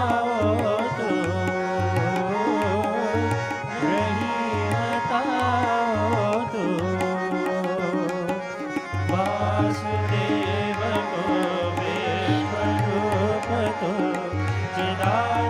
चिदानन्दयितो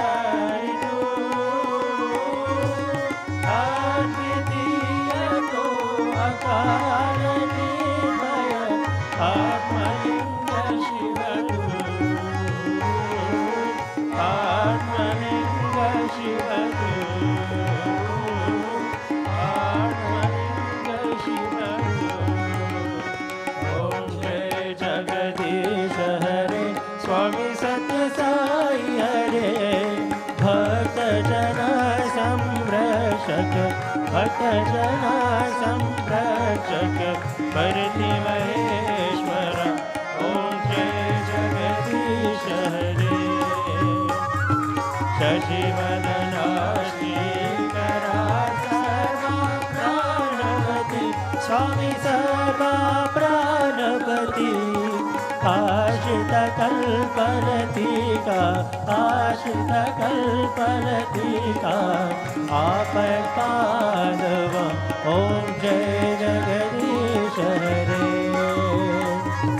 मातपिता गुरुदेवमु मनियन्तयु नीवे स्वामी मनियन्तयु नीवे नाद ब्रह्म जगन्नाथ नाद ब्रह्म जगन्नाथ नागेन्द्र शयन ॐ जय जगदीश हरे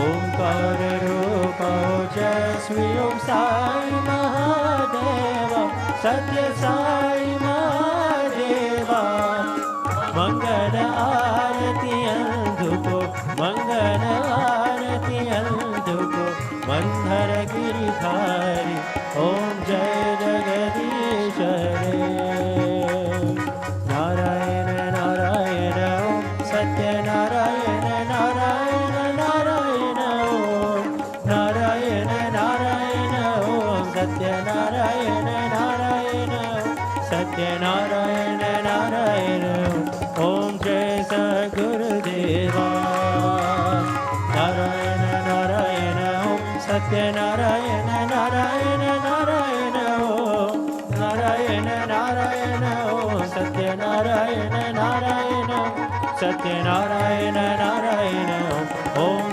Sadgurudeva. Narayana Narayana Satya Narayana Narayana Narayana Narayana Narayana Satya Narayana Narayana Satya Narayana Narayana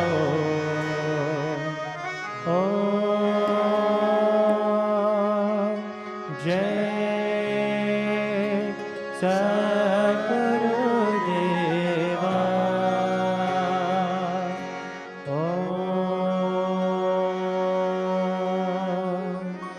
Shanti, Shanti, Shanti.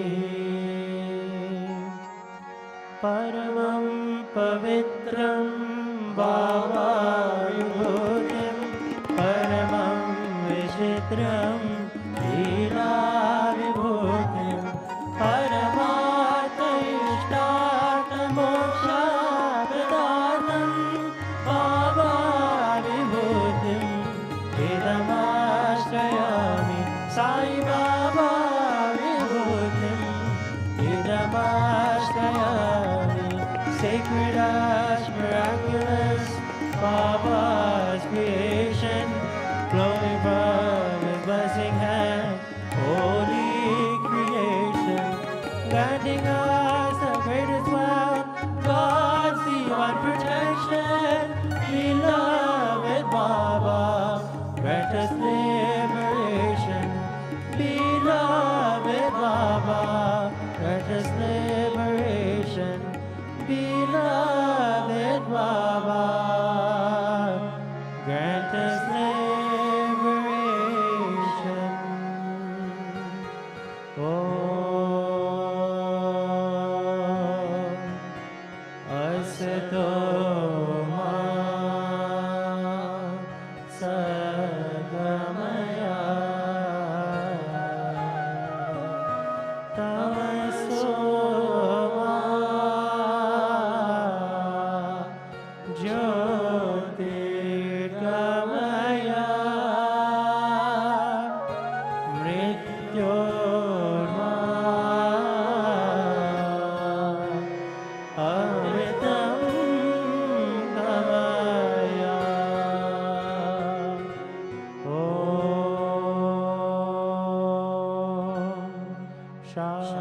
Shanti, Shanti, Shanti.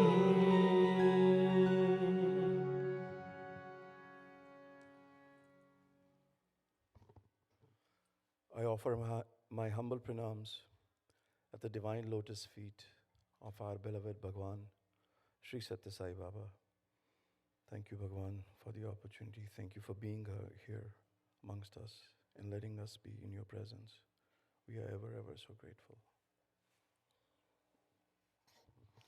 Respected elders, sisters, brothers, young adults, and children, Om Shri Sai Ram.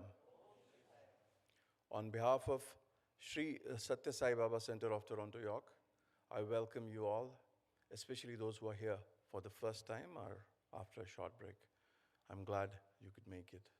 I also, on behalf of our center, want to wish you, because we have already started the Avatar Declaration Day celebrations, so a very blissful Avatar Declaration Day. What a beautiful day. Bhagwan, our kind mother, made it so simple and clear for all of us. We didn't have to look around and find. He declared today so we all could understand.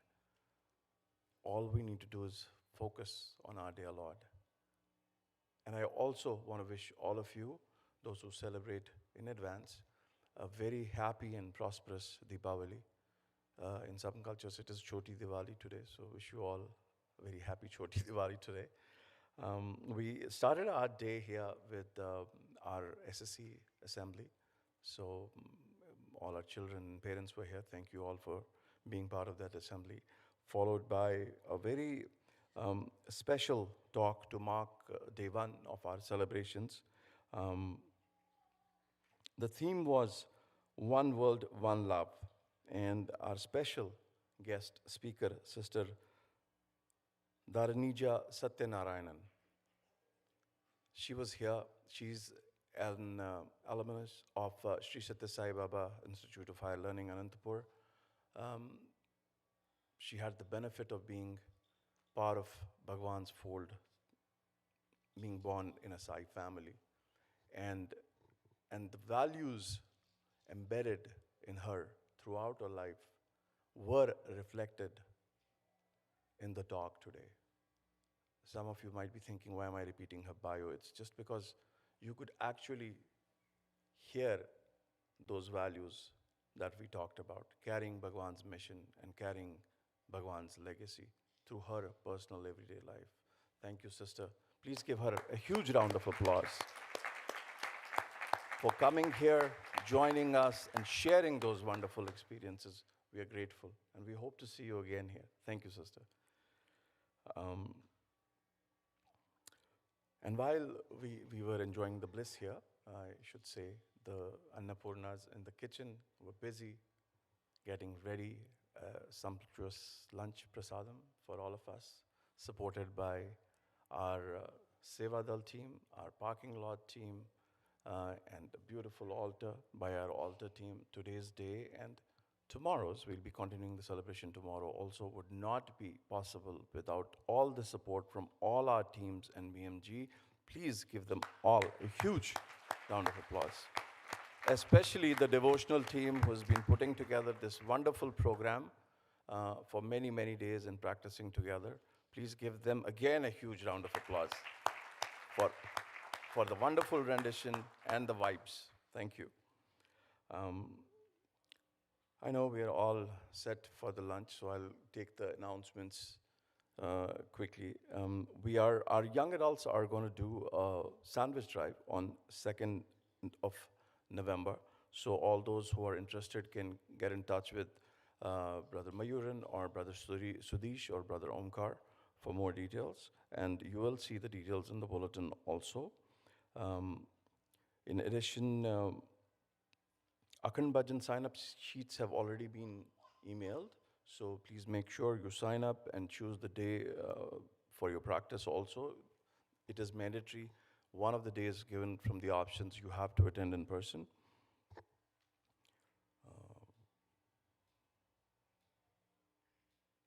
We have a very special study circle next Sunday on the importance of selfless service and spiritual growth, and it will be facilitated by our Seva team. So please be here at 9:30 to partake of those golden nuggets of wisdom. I call the study circles a shortcut to wisdom, because otherwise you have to go through so many books, so many discourses. But when you attend this study circle, within that 1 hour, you get the whole dose of a book which you might take so many days to read. So please make sure you're here at 9:30.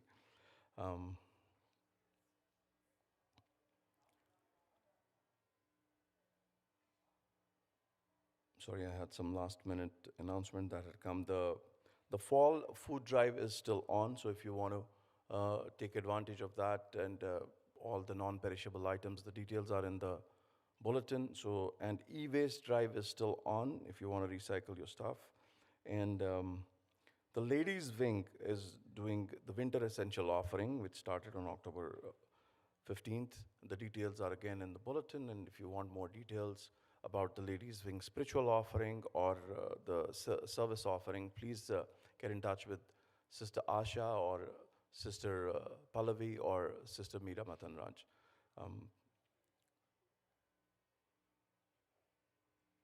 As I had said, I'll keep the announcement short. So that is all we have for the announcements today. Remember, tomorrow, 6:30 a.m. prompt, we'll all meet here for day 2 of the Avatar Declaration Day celebrations. And the celebration will go on till 8:30, followed by a breakfast prasadam tomorrow also. So I look forward to seeing you all tomorrow. And today, after Samastaloka, we'll do a short prayer for all those who are sick and suffering amongst our congregation and worldwide. So I'll request all of you to stay back for that. If some of you cannot stay back, please leave the hall in silence.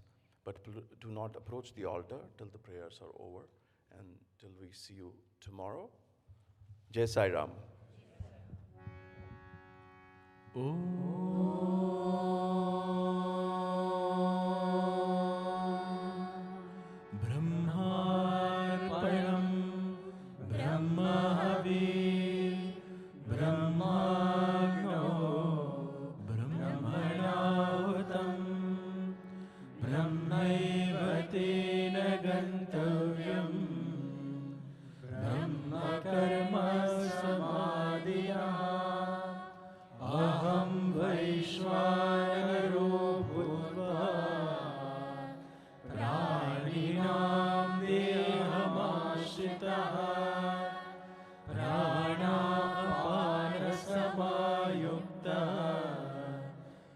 चाम्यन्नं चतुर्वेदम् ॐ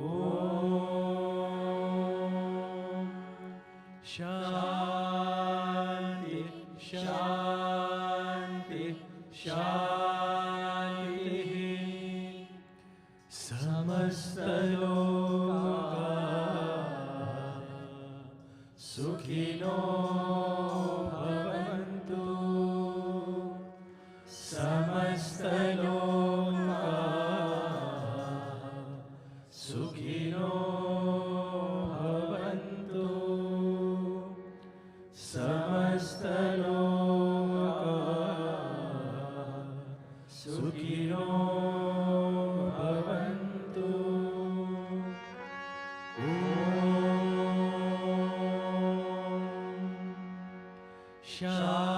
शान्ति शान्ति शान्ति जय बोलो भगवान श्री सत्य साई बाबा जी की जय। ॐ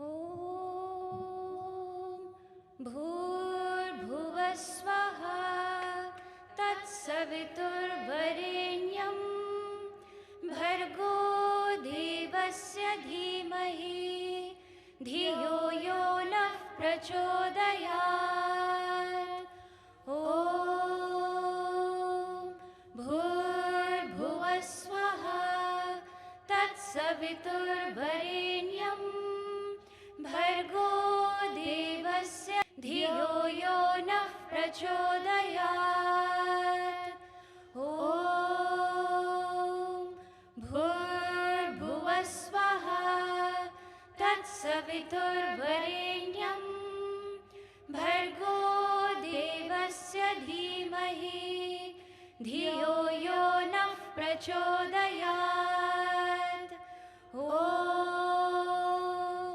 भूर्भुवस्वः तत्सवितुर्वरेण्यं भर्गो देवस्य धीमहि धियो यो नः प्रचोदयात्।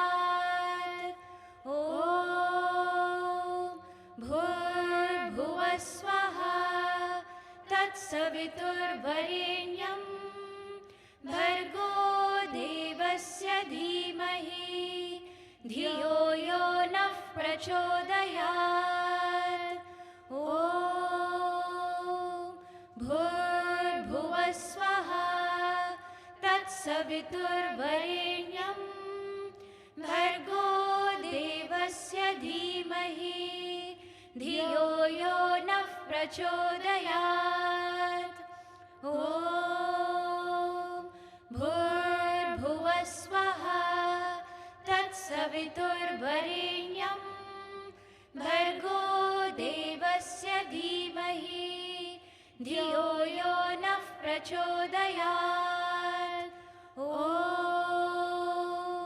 भूर्भुवस्वः तत्सवितुर्वरेण्यं भर्गो देवस्य धीमहि धियो यो नः प्रचोदयात्। ॐ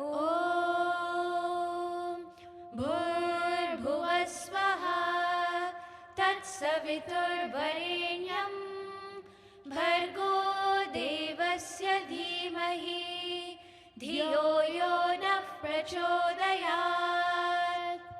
ॐ भूर्भुवस्वः तत्सवितुर्वरेण्यं भर्गो देवस्य धीमहि धियो यो नः प्रचोदयात्। ॐ भूर्भुवस्वः तत्सवितुर्वरेण्यं भर्गो देवस्य धीमहि धियो यो नः प्रचोदयात्। ॐ भूर्भुवस्वः तत्सवितुर्वरेण्यं भर्गो देवस्य धीमहि धियो यो नः प्रचोदयात्। भूर्भुवस्वः तत्सवितुर्वरेण्यं भर्गो देवस्य धीमहि धियो यो नः प्रचोदयात् ॐ भूर्भुवस्वः तत्सवितुर्वरेण्यं भर्गो देवस्य धीमहि धियो यो नः प्रचोदयात् ॐ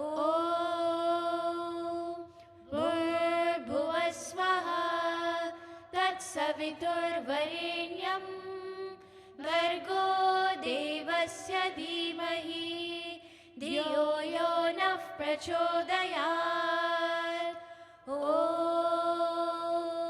भूर्भुवस्वः तत्सवितुर्वरेण्यं भर्गो देवस्य धीमहि धियो यो नः प्रचोदयात् ॐ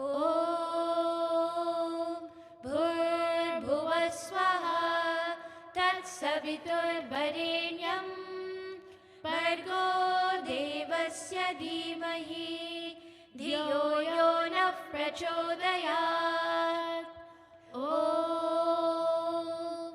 भूर्भुवस्वः तत्सवितुर्वरेण्यं भर्गो देवस्य धीमहि धियो यो नः प्रचोदयात् ॐ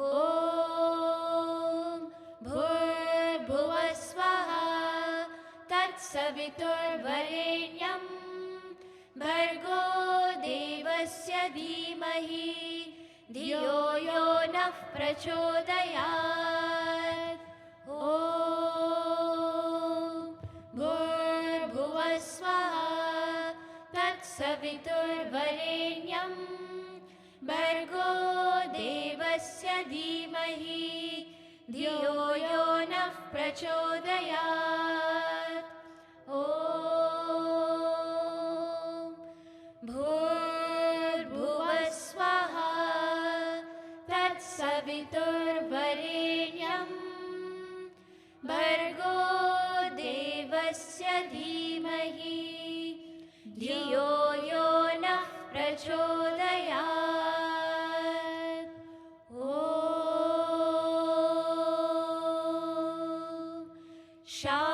शान्ति शान्ति शान्तिः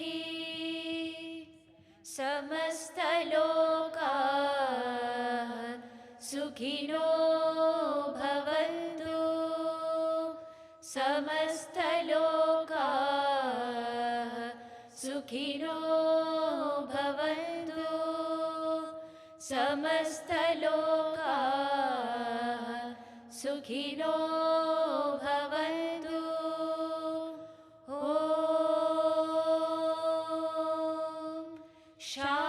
शान्ति शान्ति शान्तिः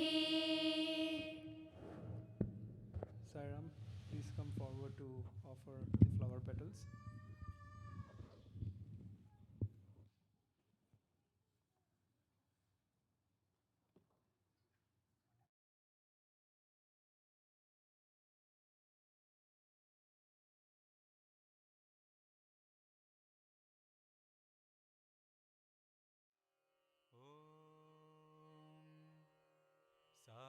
साईश्वराय विद्महे सत्यदेवाय धीमहि तन्नः सर्वप्रचोदयात् ॐ साईश्वराय विद्महे सत्यदेवाय धीमहि तन्नः सर्वप्रचोदयात् ॐ साईश्वराय विद्महे सत्यदेवाय धीमहि तन्नः सर्वप्रचोदयात्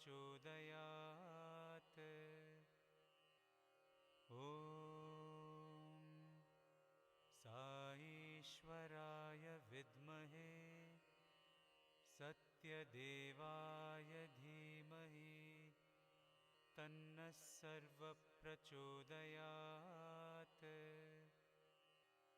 ॐ